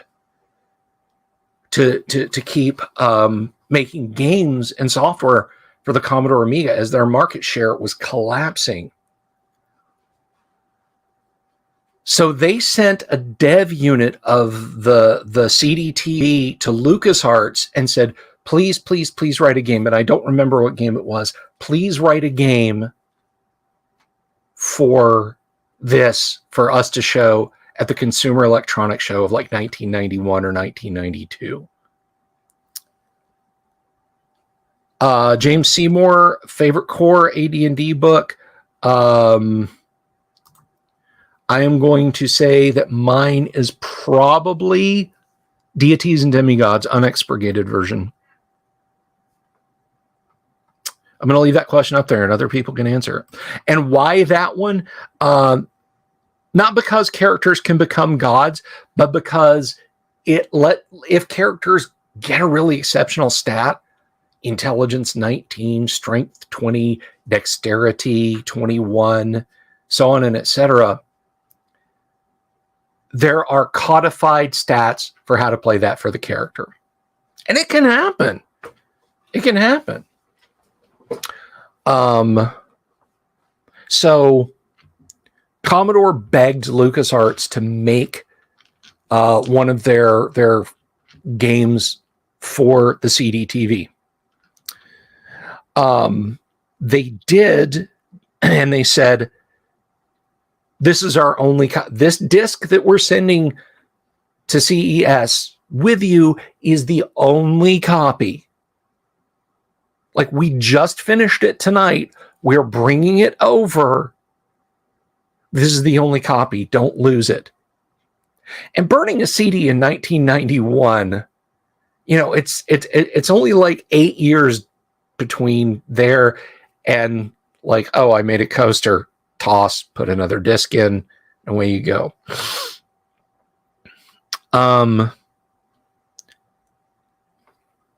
Commodore lost the disc.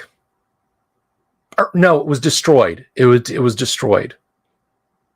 Scratched up too bad to be used. To say that the folks at Lucasfilm didn't want to have anything to do with Commodore again after that would be an understatement. But I digress. To move on, I really wanted to play. This goes back to Doomsword talking about PC requirements. I so wanted to play Rebel Assault. Rebel Assault requires a 2-speed CD-ROM, blah, blah, blah, blah, blah. I had the blah, blah, blah, blah, blah. I only had a 1-speed CD-ROM. And I said, you know what? Screw it. I'm buying it anyway. And I bought Rebel Assault. And I said, I'm just going to have to wait till I can afford a 2-speed CD-ROM. They're $79. I got other considerations here as a young man. I'll just have to get one when I can get one. And I said, you know what? Screw it. I'm going to try it out anyway. Put it in my single-speed CD-ROM drive. Fired right up. Played flawlessly. Then I found out it was kind of a crap game, so...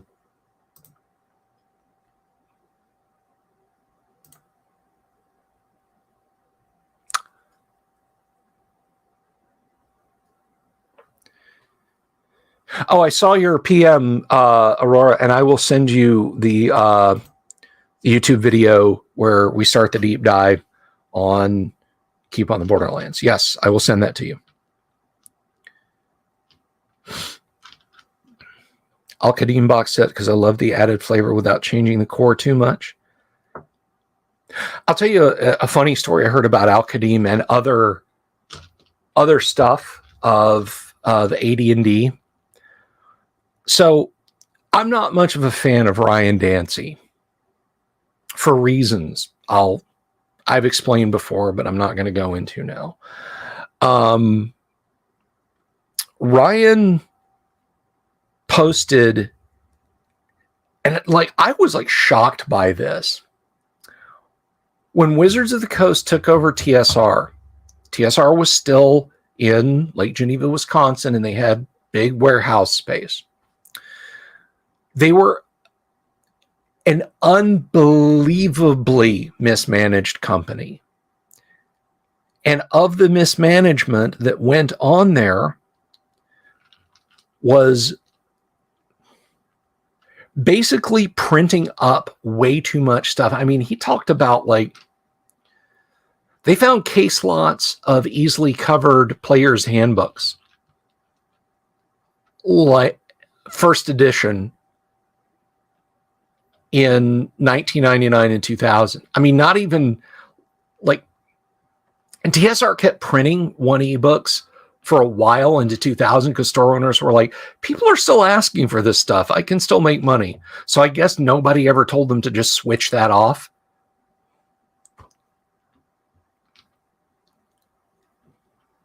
And he said, we went through there was so much crap that they printed up, things that nobody was ever going to buy. No store was ever going to order this stuff. Barnes and Noble wasn't going to order this stuff. Walden Books wasn't going to order this stuff. I don't know if Walden Books was still around at the time. You know what I'm saying. It wasn't going to go anywhere. And this is the thing that pissed me off so much. Not at him. I was on to his side. I was on Ryan Dancy's side in this argument. He said, somebody said, well, what happened to it all? Yes, Dragon Dice. Tons of Dragon Dice. He said, somebody said, what'd you do with it all? And he said, well, we wrote it off and we pulped it. And people were tearing out their beard hairs, rending their clothes, throwing ashes on their head. How could you? Couldn't you have reached out to the community and seen if anyone wanted to buy it and offered it for the cost of shipping?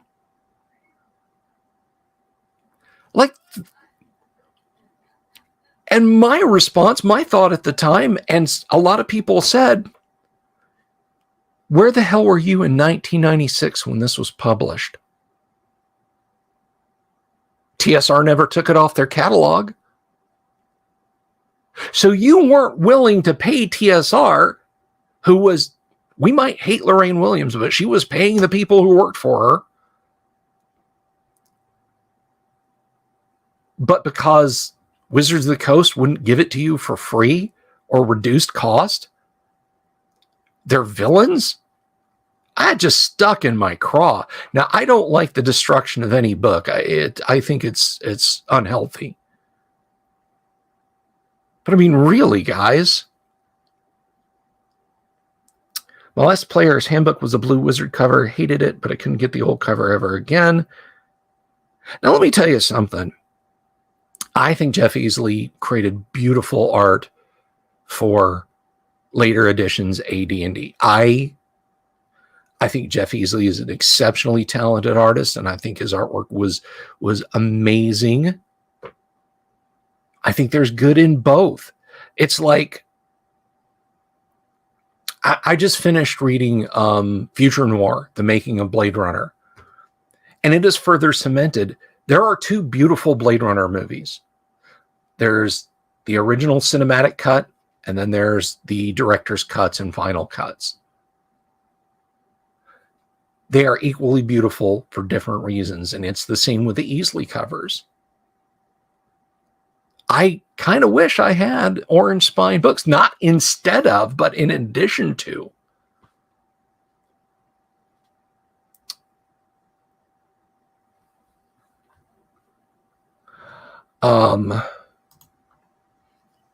But yeah, deities and demigods, I would say.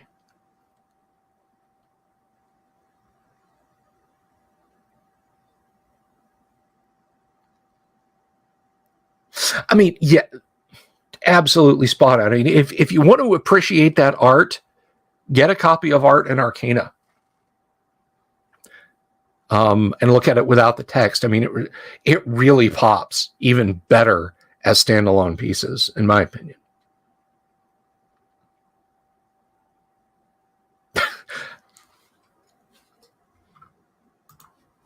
No. Next question. No, I'm not going to do that. I was a very young dungeon delver at the time. I'll leave that up there. One of my sister's friends asked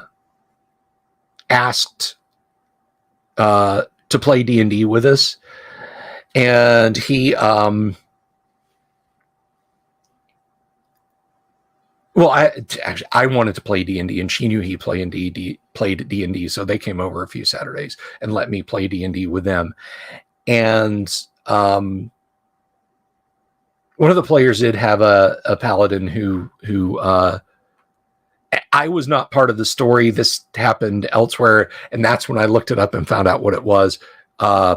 They pranked the character with a girdle of masculinity / femininity. That's unfortunately the only story that I have.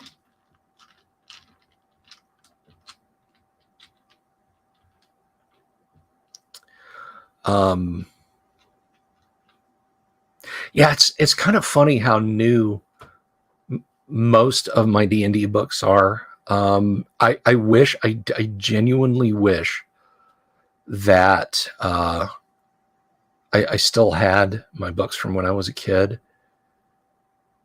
If you're out there and you ever lay hands on a monster manual that has William the Conqueror Sylvie as the owner on the inside, Dungeon Master's Guide, same. Let me know. Maybe we can work out a deal.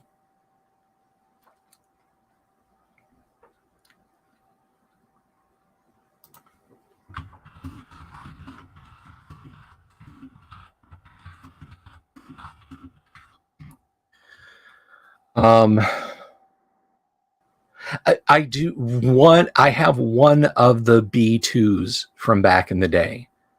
One of the B2s that I had when I was a kid is still on the shelf over there. I don't even remember which one it is now.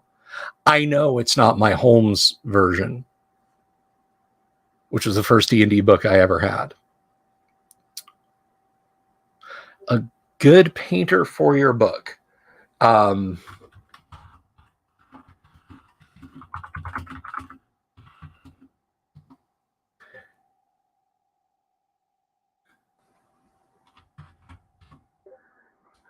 Regarding a painter for your book, have you considered talking to Tracy Lesh?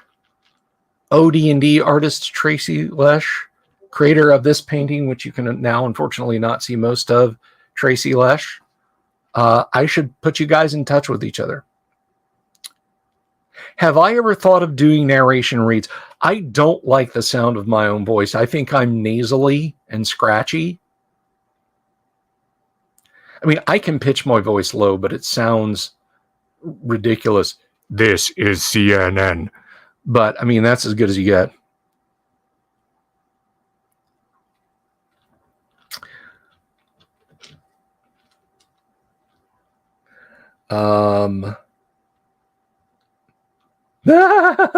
Thank you. I'm going to put that up on the screen in response to Doomsword. Hey, Dungeon Minister, thanks for hanging out. Everybody subscribe to Dungeon Minister's channel. Get him up over 1,000 at least by midweek. That's entirely doable. There's 74, 73 of you lurking out there that can make that happen. Please do that.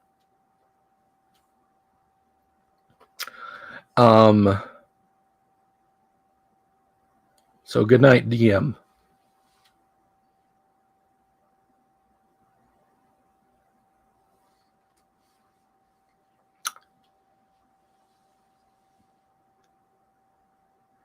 But yeah, Tracy and I are both going to be, oh my God, that's less than 2 weeks away. I will be at QuestCon Orlando. Let me see if I can find that link. And yes, before anybody asks, yes, someone will take care of my mom. My mom.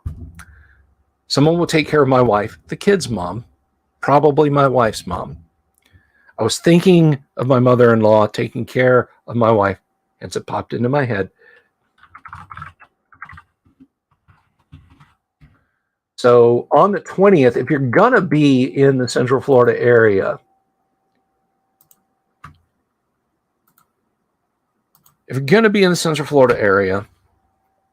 check out QuestCon Orlando.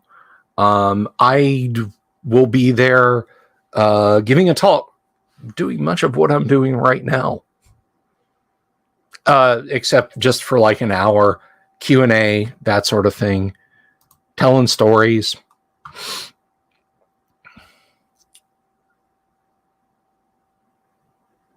Oh, it sounds like TJ's got a better story than I do. The dwarf grabbed the axe of the dwarf's lords. Ginger pain was a side effect. The player. That'll happen. I gotta say something. So here's the thing, and I don't want to go down that. I may have to take just a quick break for just a hot minute, guys. Zeus is standing in the doorway over there looking at me because he knows it's pill o'clock. He needs his medicine. People are like, oh, would you play a girl character? Look, I've been nothing but DM, nothing but Dungeon Master for decades. I play 500 million people, and half of them are women. Think about that for a second. Anywhere you go in the world of Greyhawk, any plane you travel to,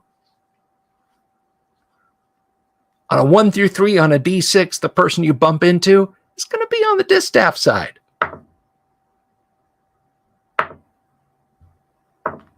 There we go. Yes, I play female characters, so it doesn't really confront me. It doesn't really confront me. People make a lot of hay about it. Whatever. And that's all I'm going to say about it. Hang on a second, though. Hang on just a second. Of course, I'm also not a testosterone-infused teenager. I'm going to get one of these, and I'm going to take care of Zeus. So hang on just a minute.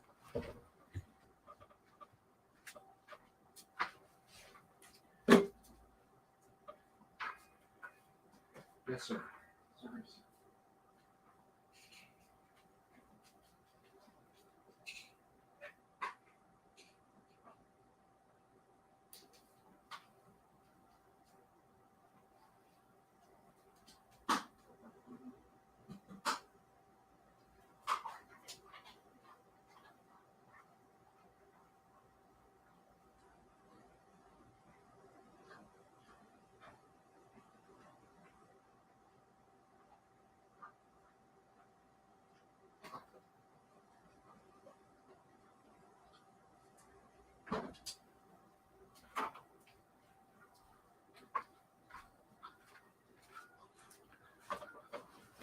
Thank you guys for your patience.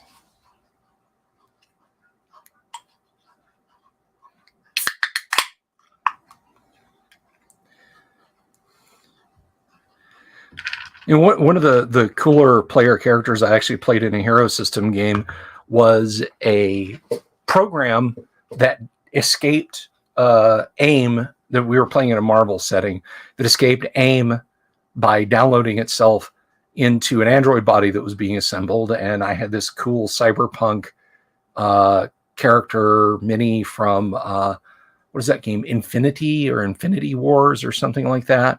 And I was like, right there, Kung Fu cyborg ninja robot.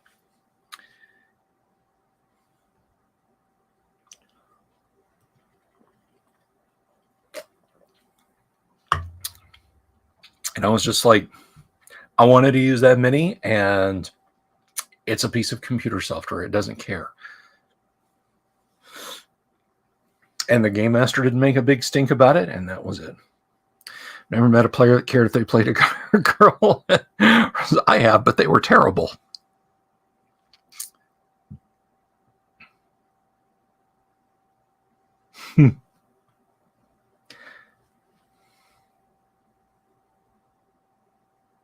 I don't think it's necessarily biased of anyone. I mean, you know, do what you like, enjoy the game.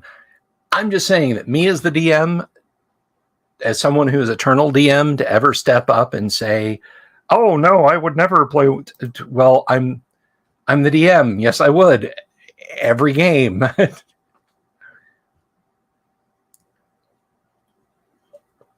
But it's not a big deal, and it's not really worth debating, I don't think. I mean, literally the last thing I'm going to say on it is this. Every female actor at the Globe Theater, when Shakespeare's plays were being first performed, or every female role, was played by young men. While we're on minis, how many minis is too many minis? Asking for a war game DM friend. I would say that if you ever have too many minis to paint and look good, I'm just stretching out here, guys. You don't have to wonder why I'm doing this.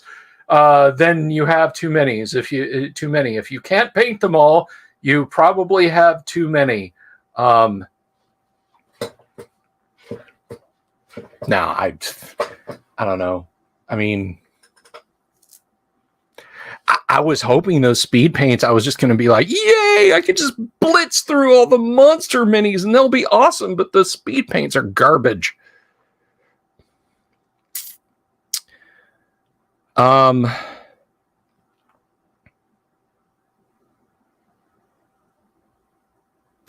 You know what? Speaking of mini minis, it would be pointless for me to show you guys this.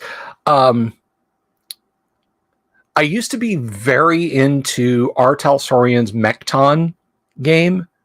I personally think it peaked at Mekton 2 and the MTS. Incredibly greebly. Very ponderous. But you could build anything. Mini dust. I like that. You could build anything. The Macross mobile howitzer, the monster, the Mac 2, absolutely you could build it. Or a Battler Dunbean Organic Knight mecha suits. Sure thing. Big ponderous stompy robots like Battletech, you got it. Titans from 40K. It was that flexible of a system. Well, they had in the MTS Tech book, you mow your lawn and find minis. Hey, I did that. I actually did that. Hello, darling. Mrs. the Dungeon Delver in the kitchen over yonder. I I was cutting my lawn, and I found this cool green plastic, like 54 millimeter American Indian, from the big plastic bags of them you used to get like back in the 70s and 80s. He was just unearthed, and I was like, I found a mini in my yard. They're trying to escape, and you need tubs with snaplets. Anyway, going back to Mecton. So in the Mecton MTS Mecha Technical something, I don't know. They had a bunch of pre-builds, and the pre-builds showed up in the few published adventures that Artel put out. And I bought a couple of them, and I didn't realize at the time when I bought them, but I think this is just the coolest damn thing in the world. They have pilots. The minis are that tall, and the pilots are literally these tiny. But the thing is they look like people. They look like they have distinct arms and legs and torsos and heads. Now the heads have helmets on them. They didn't like sculpt it, but they're like 2 millimeters tall. I just think that is the coolest thing in the world.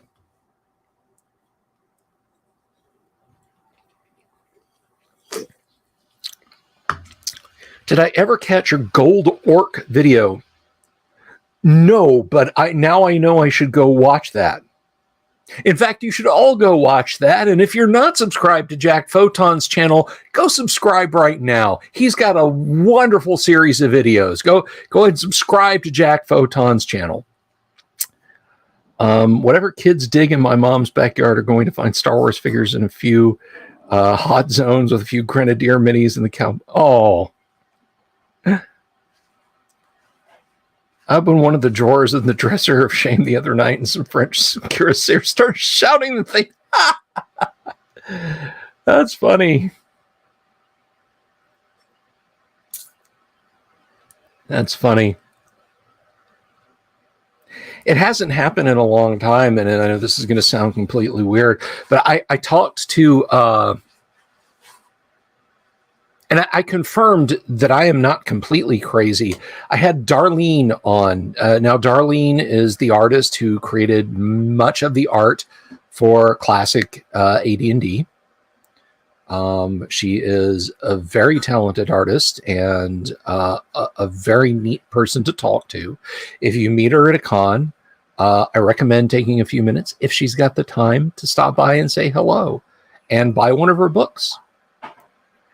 But Darlene and I were talking about the creative process, and I think she was the first guest I ever had on the show.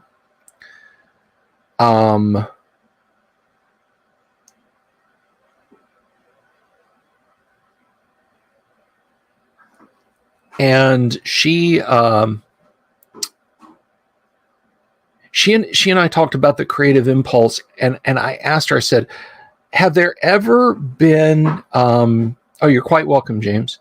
Yes, if you're looking for a lot of old Grenadier minis, Mirliton.it, and this is not an endorsement. I don't work with them, for them, by them, whatever. Mirliton, I'll type that in the chat.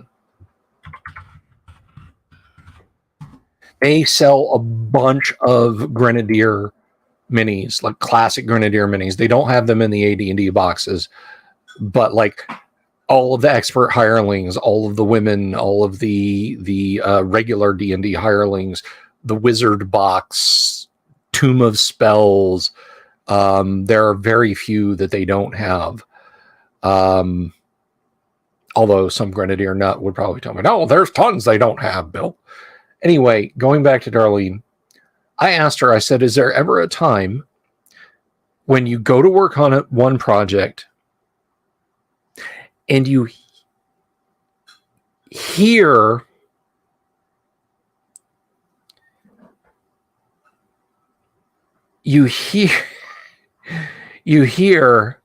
another project saying, no, work on me instead, work on me, paint on me, or draw me or sculpt me?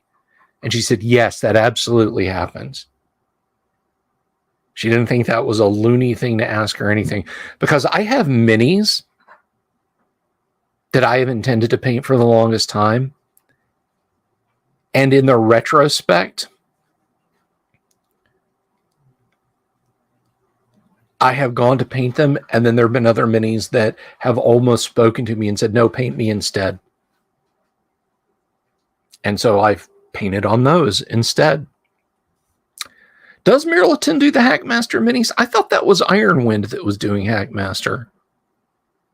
Ironwind, which is Ralpartha.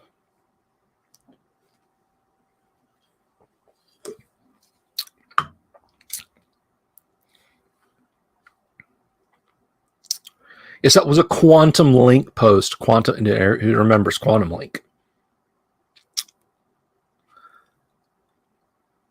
But anyway,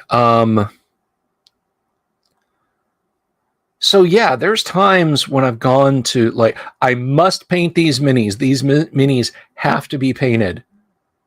And then other minis are like, no, paint us. Okay. And I mean, I don't hear voices, right? And, you know, I'm like, shh, no, do you hear them? Anything like that. But it's an artistic thing. You feel drawn to paint one particular mini or particular minis when you intended to paint others. And the creative impulse just pulls you in and you knock that out. So that's just something. Cho will get some dollars, then Dio, Danth, Freint, and Thrones. You speak an English, boy? Anyway, many companies that are worth your money and time, if you like metal, absolutely Dark Sword. Absolutely the guys over Otherworld. Otherworld makes AD&D minis. Their minis look like AD&D characters, monsters, dungeon scatter terrain. They look like if Dave Trampier and David Sutherland had sculpted. Well, actually, David Sutherland did sculpt minis, but not too many minis.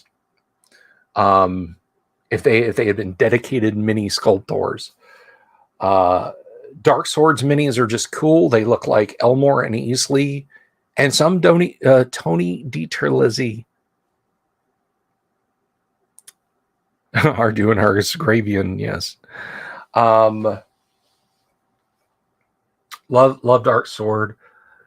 Let's see, I've gone blank. Who else was on it? Hassle Free out of the UK. Takes a little finding to get them, but Hassle Free makes good stuff. My only hang up with Hassle Free is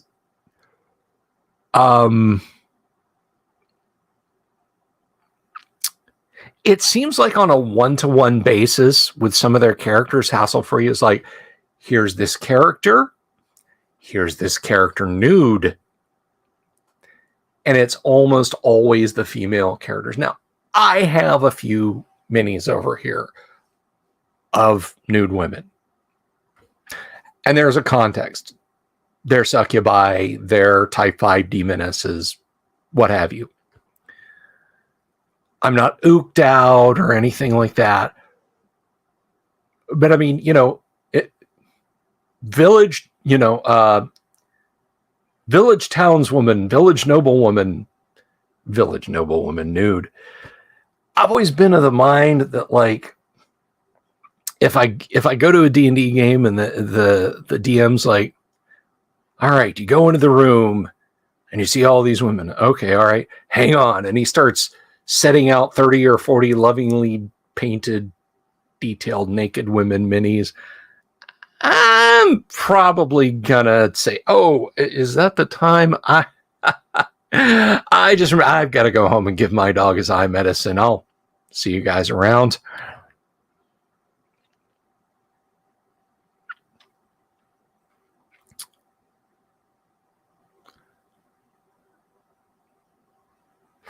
Just because sorry, I was reading y'all's comments. What are the Lord of the Ring minis that are great except for the weird pinchy faces? I mean, GW was doing some lovely metal Lord of the Ring minis back around the turn of the century, up until GW bent themselves in half and curled up their own butts and started making cheap, shitty, rubbery plastic Lord of the Rings minis. So it may be the GW ones. I'm trying to think. So for a brief period, Grenadier had a Lord of the Rings line, but they were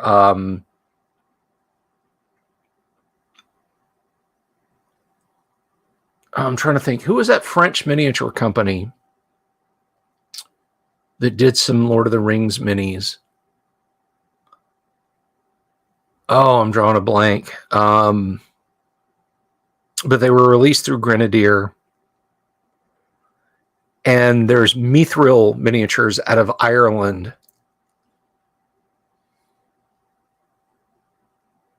Yeah, Mithril Miniatures. Some friends of ours visited Ireland, and they actually bought Colleen an Arwen miniature, like in the factory. Like they cast it and packaged it up, and we're like, here you go.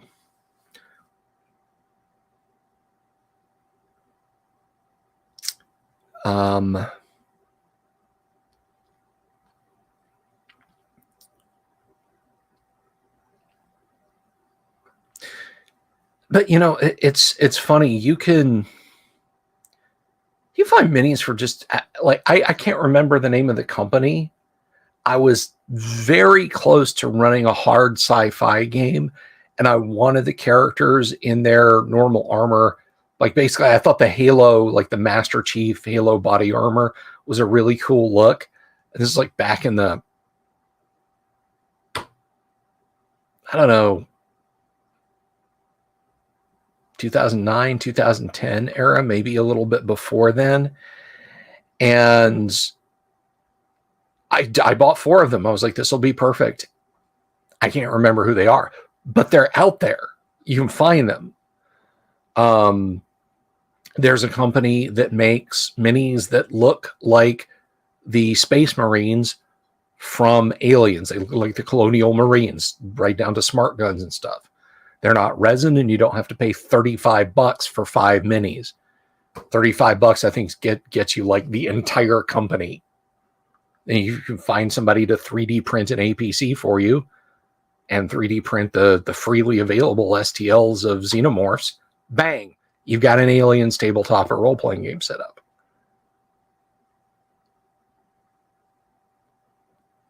Set of Phineas Fingers minis.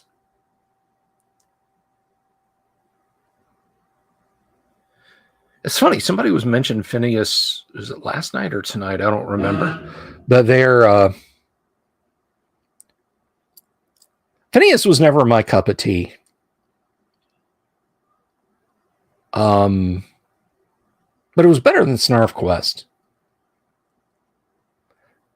Can you imagine if Dave had held it together and stayed working at TSR or for Dragon? If we'd gotten a proper conclusion, because we were building up to a conclusion of Wormy, or at least a good chapter conclusion, and minis. He got strange towards the end. Like one of his later strips, he kind of broke the fourth wall with a character, and the character's like literally looking out at the camera, so basically at the player, and was like, you can't just sit on your ass and play games for the rest of your life. Is that what you want to do? Think about it. So I wonder if I wonder if Dave was truly getting fed up. That's a sad story. Yeah, Tramp. And right at the end, because I know early on with the Yigsburg stuff, when the trolls asked Gary who Gary wanted to do art, he was like, well, I'd love it if we could get Dave Trampier. And his polite answer was no, thank you. And his impolite answer was GFY. Because people found him through an article, like an early 2000s, maybe even late 90s article in some student newspaper out of Carbondale, Illinois. He was driving a cab. And if you look at the cover of the player's handbook and look at the picture of the cab driver, you're like, that's him. And apparently he wasn't real keen on gamers reaching out to him. And so he kind of became a bit more of a recluse, and Tom Wham was the only guy from the TSR days who stayed in touch with him. And Tom basically said he doesn't want to be contacted. Don't reach out to him. He wants to be left alone. But towards the end, he agreed to start going to gaming cons and showing off his artwork again. But cancer took him. So...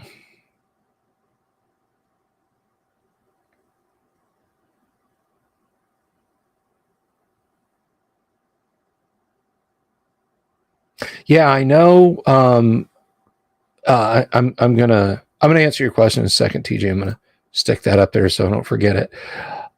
Cask says Tramp was pissed when he found out he didn't own his. There were a lot of people, and this was strictly word of mouth. This was like right after he left TSR. He basically started crowdfunding. He tried to crowdfund to buy Wormy from TSR, and you could buy shares of this effort to get a Wormy omnibus book. He was going to print it. He was going to conclude the Wormy stories, and he sold shares, and he offered a ton of, well, thousands of dollars to TSR, and they said no. But he was as good as his word and refunded everybody's money, and that was the last of it. So your question, TJ, since I've been away from D&D for 30 plus years, when did the Bard change from what it was in AD&D to what a stereotypical one is now? I don't know. You got to understand, D&D stopped for me in like 86, 87 and didn't pick up again until 98, 99. So there's a big gap in my knowledge when Bard just became a class. But yeah, I mean, it was basically it stopped at first edition. Now, there was a lot of stuff that went into the Dragon. Some of it made it into Unearthed Arcana, but a bunch of it didn't. And one of the things that didn't, but Gary was going to do in Gary's second edition, was the Bard as a standalone class. I don't know if he was going to base it on the Bard as standalone class that was listed in Dragon magazine, or if he was going to do something different. But there was eventually going to be a standalone, freestanding, if you will, Bard class. I like the AD&D Bard. I like what you have to do. I like the powers that they get. I think it is an incredibly cool role-play-ish class. And, you know, it just kind of blows me away. 3E fans are like, yeah, you know, I took a couple levels of Bard, and then I multi-classed as a thief, and then I went over to Paladin. I'm like, what are you even playing? A game you like and a game you enjoy. I get it. But I like the ornate clockwork nature of becoming an old school Bard. The requirements, the effort required to go through it. Now, the meme now seems to be, hey, the Bard wants to have sex with everything.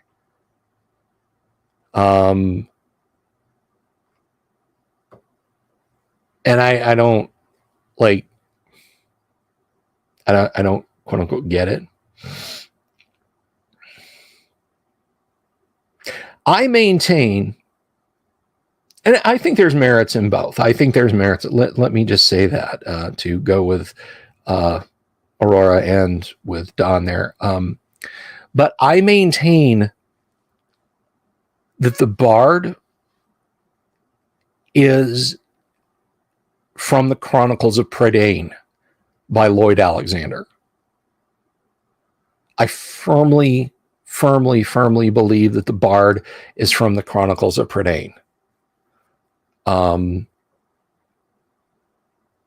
There were many times in the book, at least 3 that I can think of, where Feuder was like literally able to look at an item and tell its story.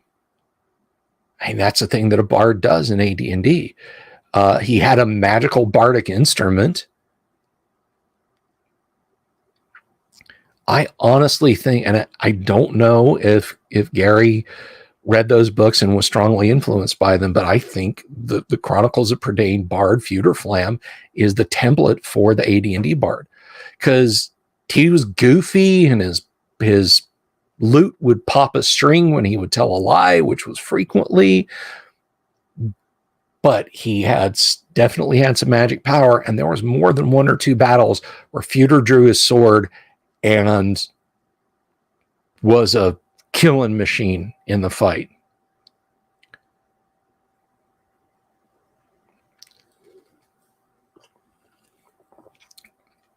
That's another one I'm not familiar with, The Witcher, unfortunately.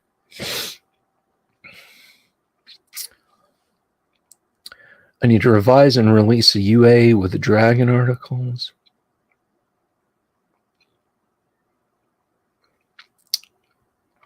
.5e seems like a completely different game. Well,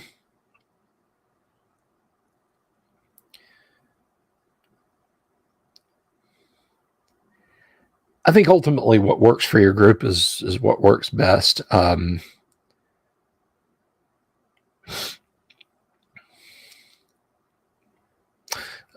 Where it says, used to be, now it's Jaskier from The Witcher. So what you're saying, it was Jask, and now it's Jaskier?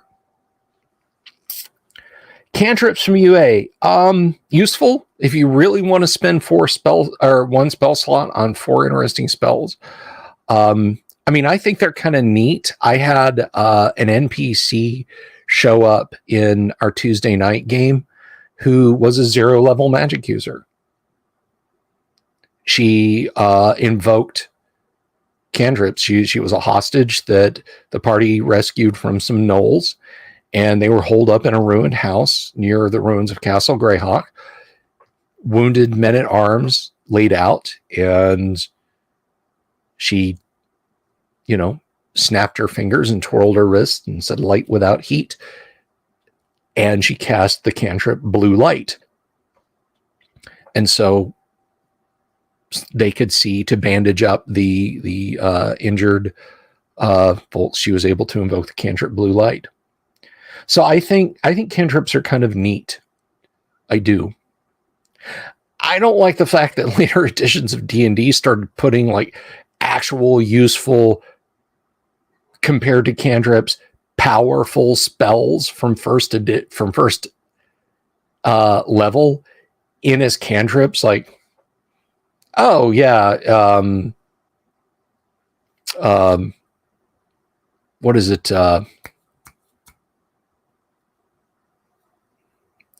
Burning Hands. Oh, Burning Hands is cantrip now. What? Why? That's Burning Hands at 5th level is a very, no, I'm sorry. No, that's not a cantrip. The clean cantrip means you might not wind up with diseases. So yeah, mending, the dragon breathes fire and it damages everyone close. Mending. As both Aurora's character and my buddy Mark's character, they're both my buddies, in in the Monday Night Game found, the Harry cantrip is a convenient one to have. Ladies, are you looking to extend the length of your locks? Come on down to Lady Crystal's hair salon. Dwarves, face eaten off by a blob of green slime. After you've had that heal spell cast on you, visit the salon. We'll hit you with Harry. Poor Grindel. Mending does have limitations. I mean, it's not going to remake, like, you're not going to reforge Narsil with mending. You know, you're not going to fix a suit of Vorpal plate mail or ethereal plate mail with it. Yeah, no. Mark Corey, you guys have seen pop in the audience from time to time, has his dwarf has had so many horrible things happen to his face, and his beard has gotten burned off, eaten off with acid, eaten off by things that digest, which I guess is still technically acid, frozen and broken off, boiled off by molten metal. Am I missing any? But anyway, so they found a hairdresser in the elven town of Highfolk who she had the Harry cantrip. And so she could make tresses grow, or in Grindel's case, repair his beard. And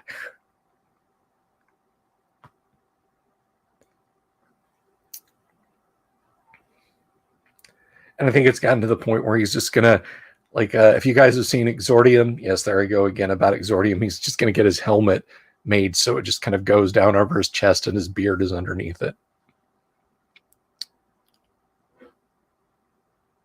But I mean, there are a lot of other useful cantrips. So in the overall, I like cantrips. And players never come to me and say, I want to use cantrips. But I'll allow them if they ask. I'm a good guy. I'm a decent fella.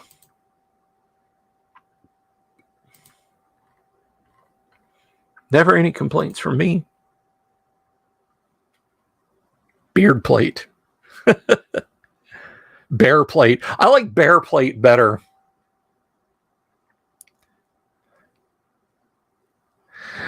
One of the college DMs allowed strength, bows, and specialization. It soon got out of hand. He allowed tall characters to shoot over. Oof.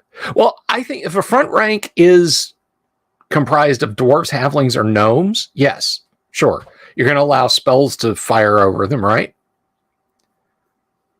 But like the guy, well, I'm 6'6", and the fighter is only 5'8". I should be able to shoot over him is a bit much.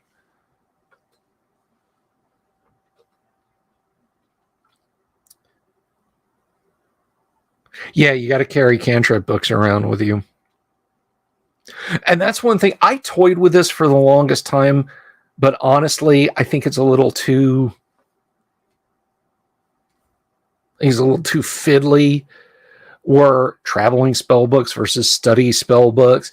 Can I cast spells out of the spell book? I mean, specialized strength bows. Oh, God. The power creep is not necessarily the fault of third or even second edition, guys.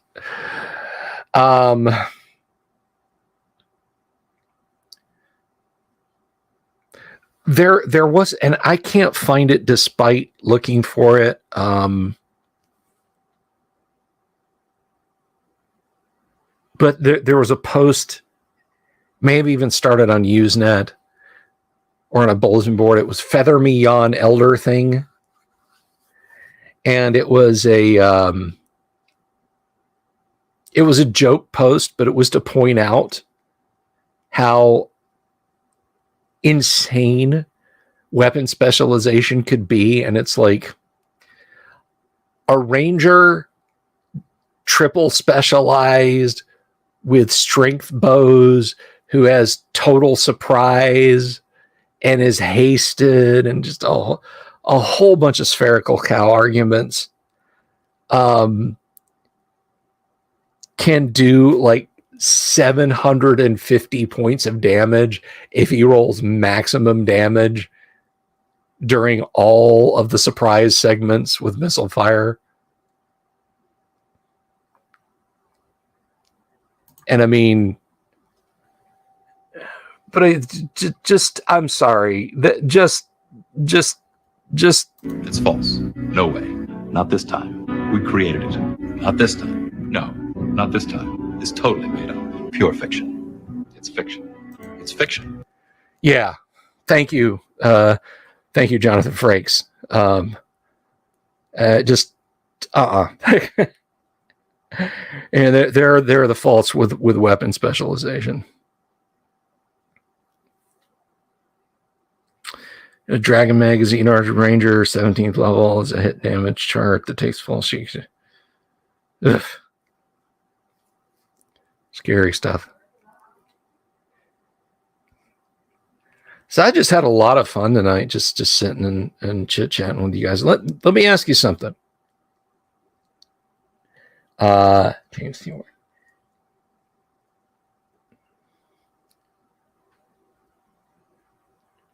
If anybody legitimately wants to sit and talk on camera for like the next 30 minutes, not like you alone, like you're going to run the show, but anybody that wants to be a guest for the next half an hour, let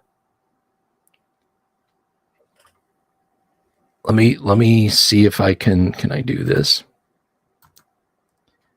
Probably need to have my head examined. Right there. There's the StreamYard link.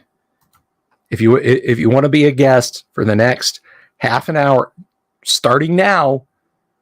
So like if you wait, if you're like, oh, I should do it. And there's like a minute left. Well, you just got a minute.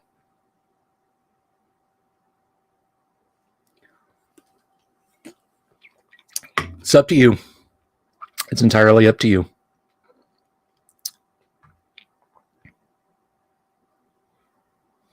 Well, thank you, Jack. I should have you on the show one day to help you boost your YouTube subscriptions.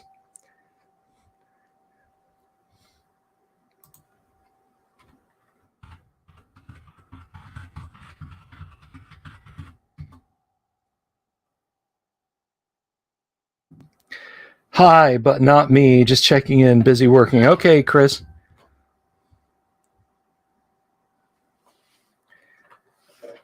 That's a shame. That is a darn shame, Aurora, because I'm just gonna have to have you on as a guest again one day when things settle down again.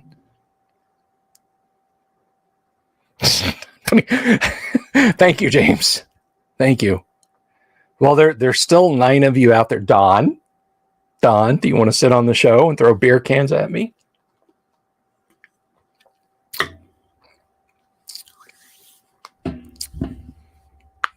Like I said, it's 28 minutes now, almost exactly. So if you're sitting out there listening,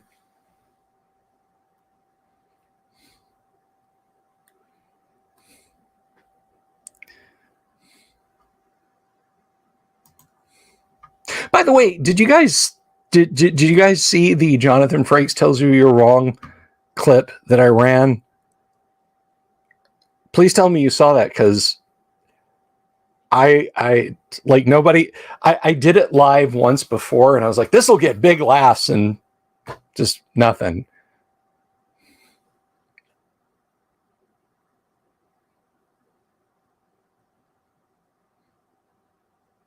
Okay. Oh yeah, let's all go check.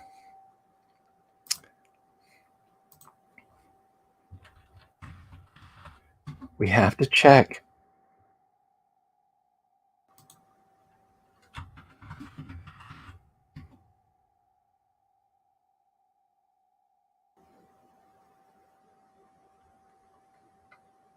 $12 subs. Jack has 12 subs. Those are rookie numbers. Let's pump those up.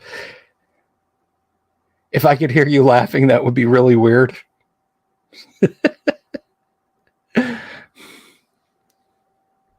I hear everyone laughing at me in my head. That's why I am the way I am.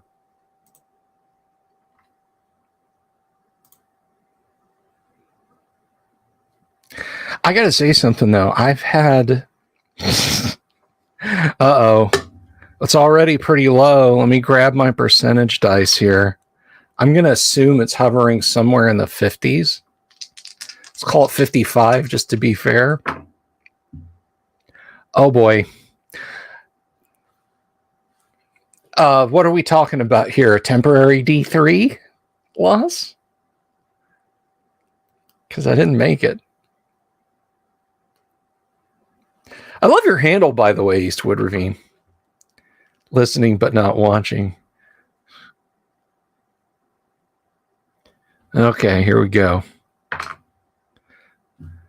Woo, 4. But that's still less than 10%, so I don't take a temporary insanity. Unless that was a D4 times 2. I'm going for a record tonight. Oh, you mean on time? Yeah. Yeah, I'm just, 3 hours is not. But no, I gotta say, I've had a lot of fun just kind of chilling out with you guys tonight. I really have. Just dang on talking about nothing, man. Tell you what, man, just dang on show about nothing, man. I just want to sit and talk about Seinfeld, man. What? My wife's cat is my co-host. You want to come up here? I'll put you on camera. Come on. You guys can see Lexi.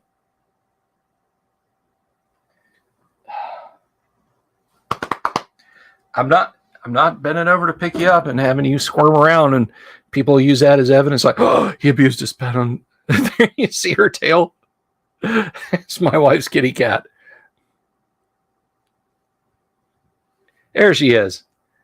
So I got her a little chair. This was my kid's chair for the longest time, and various cats have claimed it now. And she's my co-host, and she sits down there. Most of the live streams, she is curled up down there. Zeus is too big for it. It makes the cats cranky when he goes over there. One does not simply grab a cat. Joined a 1E game by a new guy in town. His campaign has been going on for. That's cool, James. That is awesome. That's awesome.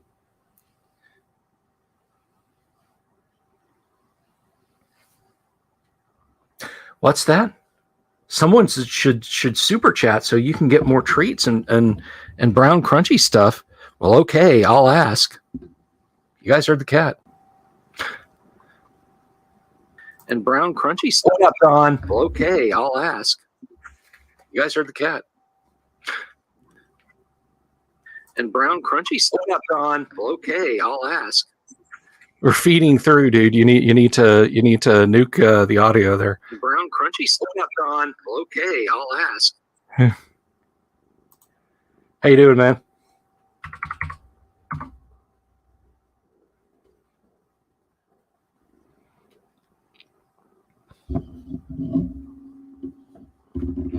We can't hear you.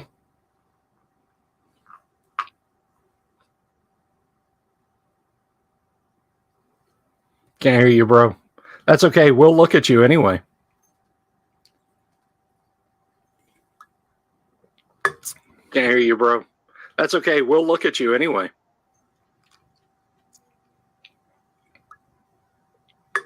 Can't hear you, bro. That's okay. We'll look at you anyway.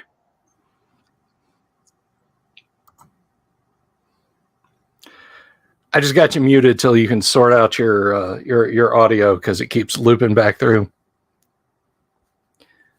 She's going crazy. She's covering me with fuzz. Because it keeps looping back through.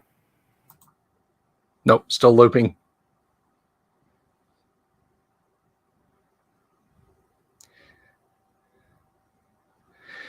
He's made maps for a few name authors, possibly going to be included in a new book in development. That's very cool, James.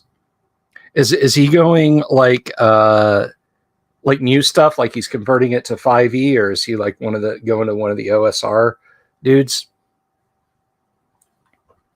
stuff like he's converting it to 5.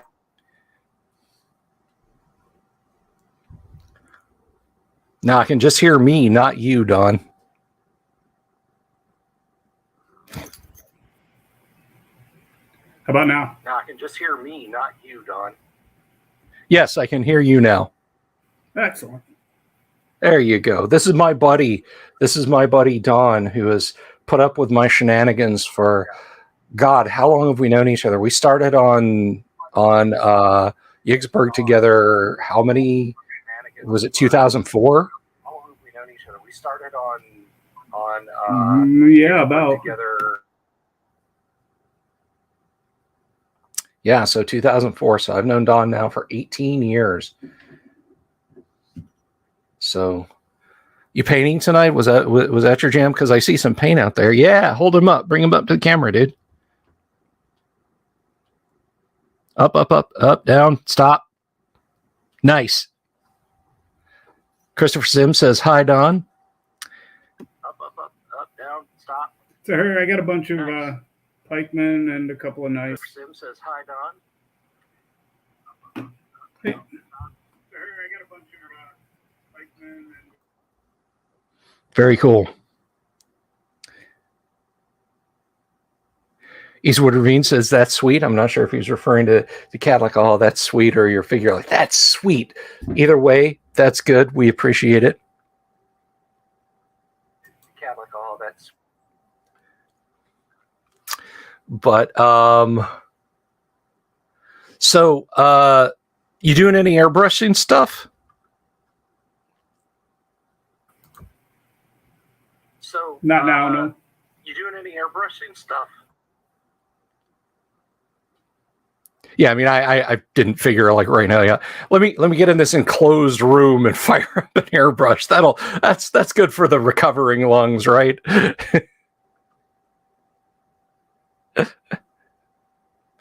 I'm only muting you to stop the feedback loop, by the way.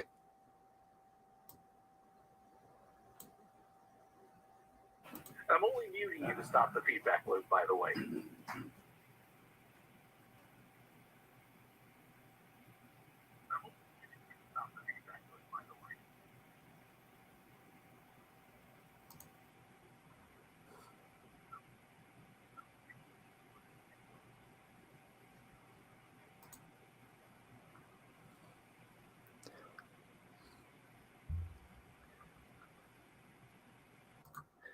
Also, don't tell anyone, but by me doing this, hanging out with you guys, I have put off doing the dishes that are piled up on and in the sink.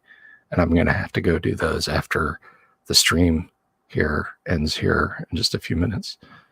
Guess Don ran away. We lost him. We lost Don. His house ate him. Oh my gosh. I need to return to the brush, though. I really do. I'm just so pissed off about those fucking contrast paints.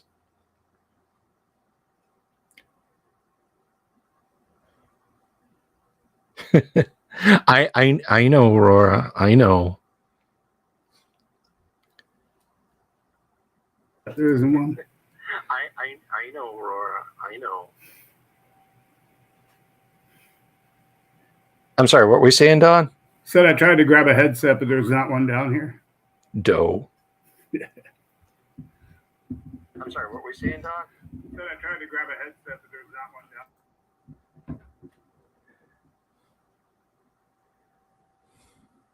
So show us some of your other stuff you've got painted up, dude. Show it. So show us some of your other stuff you've got painted up, dude. Show it.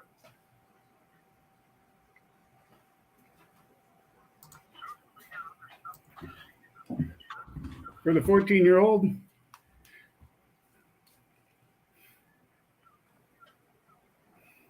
Nice.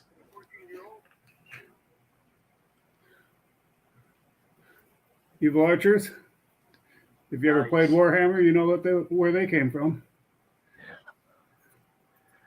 I think everybody with extensive minis has purchased like the the plastic box of course, now you can't afford to because you get 5 minis for $75. But back in the day, you get like 25 Bretonians. There's my town guard. There's my party's followers, whatever, $24.99. Oh, I have the custom for Lori around the corner if you want me to grab it.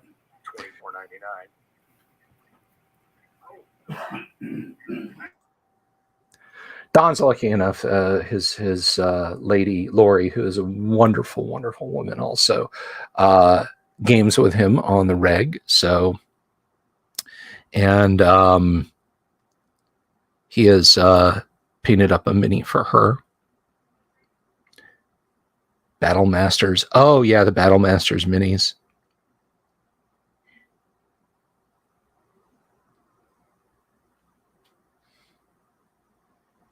Collected some dust, but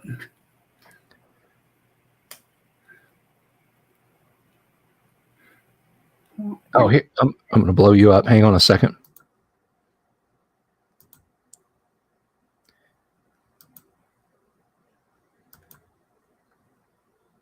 Where is it?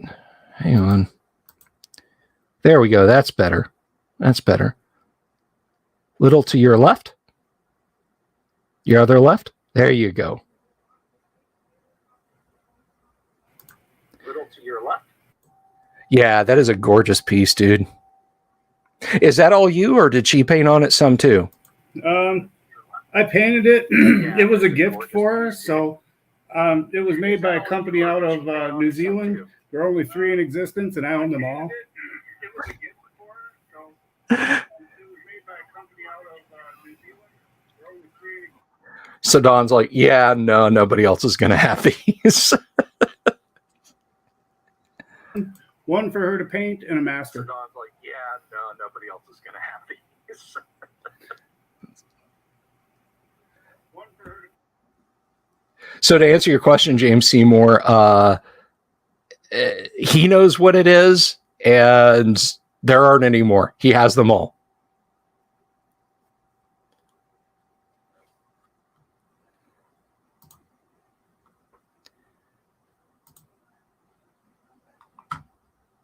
Yeah, sorry. Sorry, James. Don has predicted you. Black Crab's Sculpting Studio out of New Zealand. I'm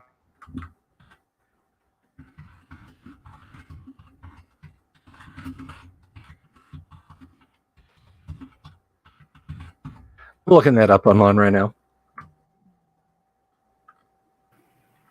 I haven't looked them up in like a year or so. I hope they're still there. If they're still around, they ain't. They ain't on the web. Well, you know what? That's DuckDuckGo. Sometimes their searching is not the best. I hate going to Google for anything, but Crab Sculpting Studio New Zealand. They have an Etsy page. So, Don, I think there's a question for you here from James Seymour. You run a game. Let's unmute you. I do. I run a lot of games. Let's unmute you. Currently, I'm running Castles and Crusades.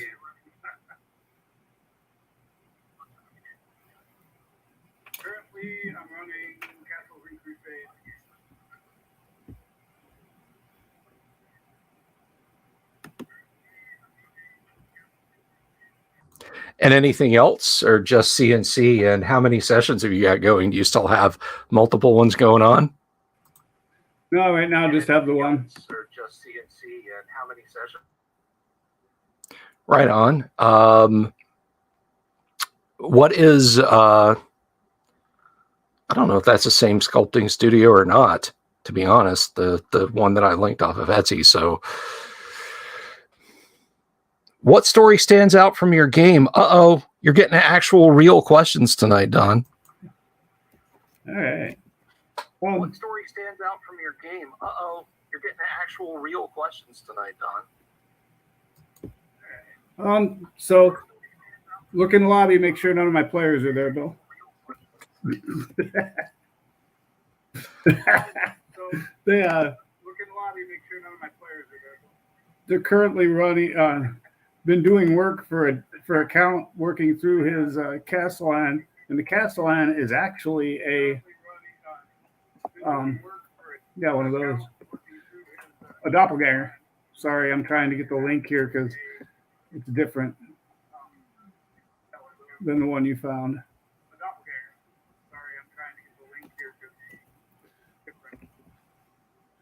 Looks like chat is disabled for me. Is that?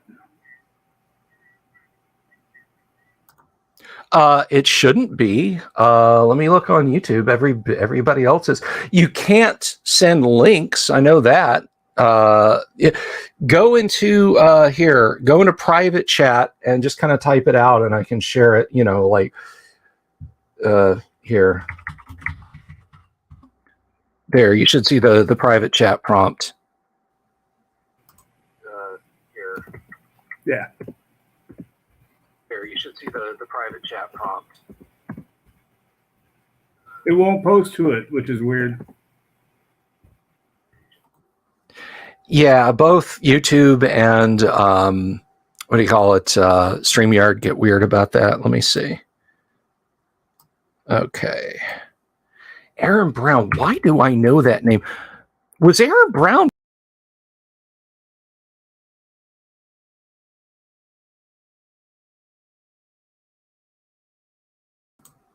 Whoops. Was Aaron Brown back in the group when we were all working for Gary? Because gosh, that sounds familiar. Pictures page when he was first starting his business up. For Gary, gosh, that sounds familiar.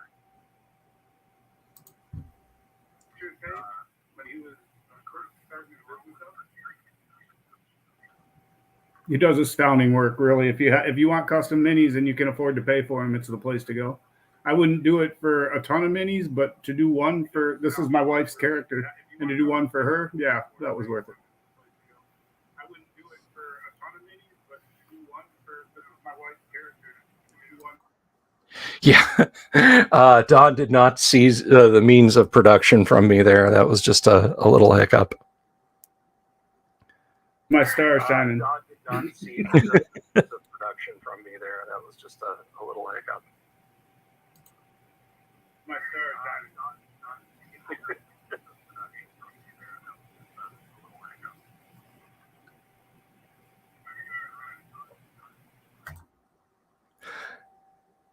So, gosh, I was going to ask you something else. This is not really, well, it's directed at Don, but it's not a question for Don. I have tried to get Don into the Monday night AD&D game for so long now. Would love to have you there. I know you can't, but it would be awesome if you could. You and Lori both. One of these nights, though. One of these nights. I'm taking a bit of a hiatus for a while, but maybe when we come back, I'll engineer a way to con you both to sitting in and playing AD&D with me. That would be good fun. Con you both to maybe. I mean, AD&D with me. That would be mostly weekends is when she's available. Right on. No, I get it. I mean, it's a weird time of night, but so much of my group, it's less now, but at the peak, I had like 6 people in my group were in the Pacific Northwest. It was crazy, and not on purpose. Like I didn't hey, I'm going to go as far as I can from my house without leaving the continental United States and seek gamers out. But Aurora is up in that area. Jeff is up there. A couple of people who are not in the game any longer. Steve and who else? Jeremy was up there. And a couple of other people. So James Seymour, question. If you invited a new player to your house for the first time, what would you expect them to bring? I have no idea what snacks they like. Allow it. Like or allow. Okay. they like There we go. Themselves. I really enjoy running a game, and I really want people to enjoy themselves. So their first game, just show up and be here, and figure out the dynamics of the group, get into your characters, start to learn.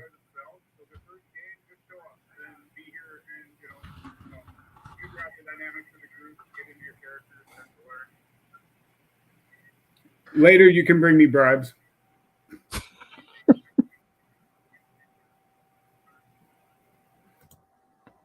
Yes, my co-host Kyle often says that the order of operations is people, snacks, setting, and system in that order is what's important in a campaign. And I got to say, having not had people at the house in a long time, the snacks have sadly fallen by the wayside.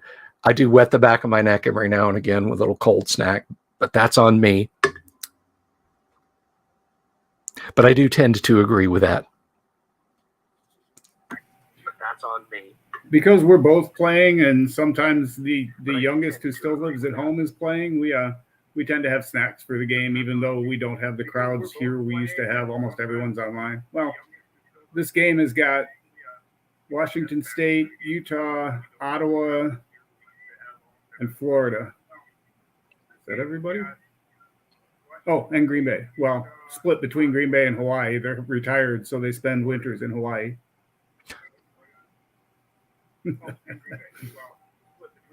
Big brain. I think I mentioned this to you, Don, and if I didn't, it was so weird. The last time we were in Lake Geneva, Colleen and I in the town of Lake Geneva, I think we saw about an even distribution of Illinois and Wisconsin and Florida license plates just in that small town. It was like 33%, 33%, 33%. The number of Florida license plates I saw was just like mind-boggling. 33%. I don't know what you all call them, but I grew up in Michigan, and we called them snowbirds because they'd fly south for the winter. I don't know what you all call them, but yeah, that's what we call them down here too. That's what we call them down here. So what's I'll ask you this: what's next for Hellebard, man?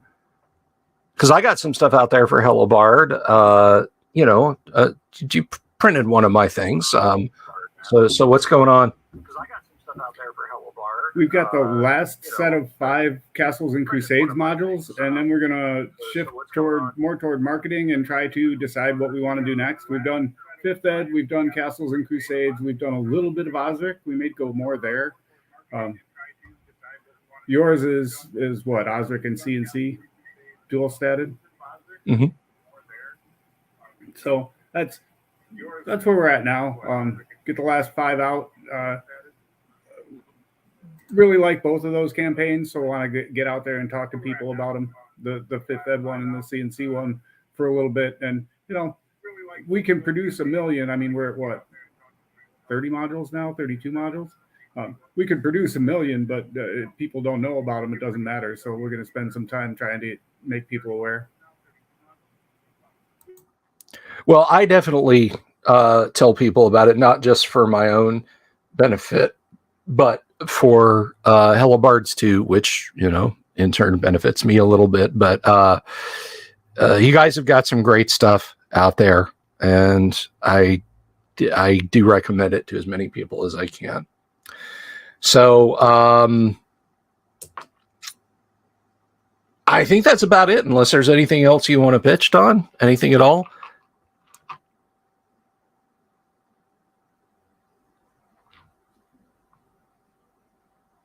No, I saw you were on. Thought I'd BS with you for a bit and follow along. Up top, brother. No, I saw you were on. Well, I want to thank everybody who hung out tonight. I had no intention of doing a live stream tonight, right? Like, it was not even in the cards. I was just like, I'm gonna turn the camera on and go on the internet. And I think we had like peak 21 or 22 people, which is usual for me for streams for regular. So I think it's kind of cool. It was a fun surprise to me. And I thank you very much, Don, for coming in to sit in for the last few minutes. It was kind of like a pirate radio night tonight. I just up and did it because got some time coming up when I'm not going to be able to. So thank you everyone for sticking it out tonight and watching. I really appreciate it. And I've said it before and I'll say it again. So thank you everyone This for me is more than just a little community. It's friends. So many of you guys are my friends. And I know there's a bunch of you I haven't met in person, and circumstances may dictate that we never meet in person. But I hope that's not the case. I hope we can at least shake hands and break bread with all of you someday. So if you want to send people out on a high note, the Don's oversized library is around the corner. So if you want to send people out on a high note, the Don's oversized library is around the corner. Wait, your oversized library is around the corner? Your YouTube channel, you mean? What am I doing here? Area is next to the D&D room. Your YouTube channel, you mean? What am I doing here? So I can carry us around the corner and flip my camera up. Sorry for the jostling.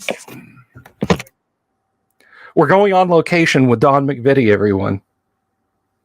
We're going to check out the library. Ooh, look at the awesomeness. Glass fronts for no dust. I love it. That's all very cool stuff.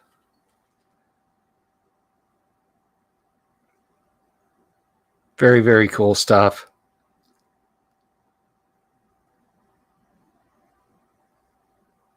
D&D room? Yes, please. Absolutely.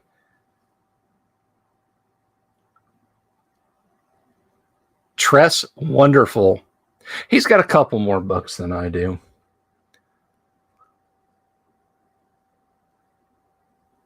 A shelfie. But you know what? It's all down to what you love to play. It's all down to what you love to play.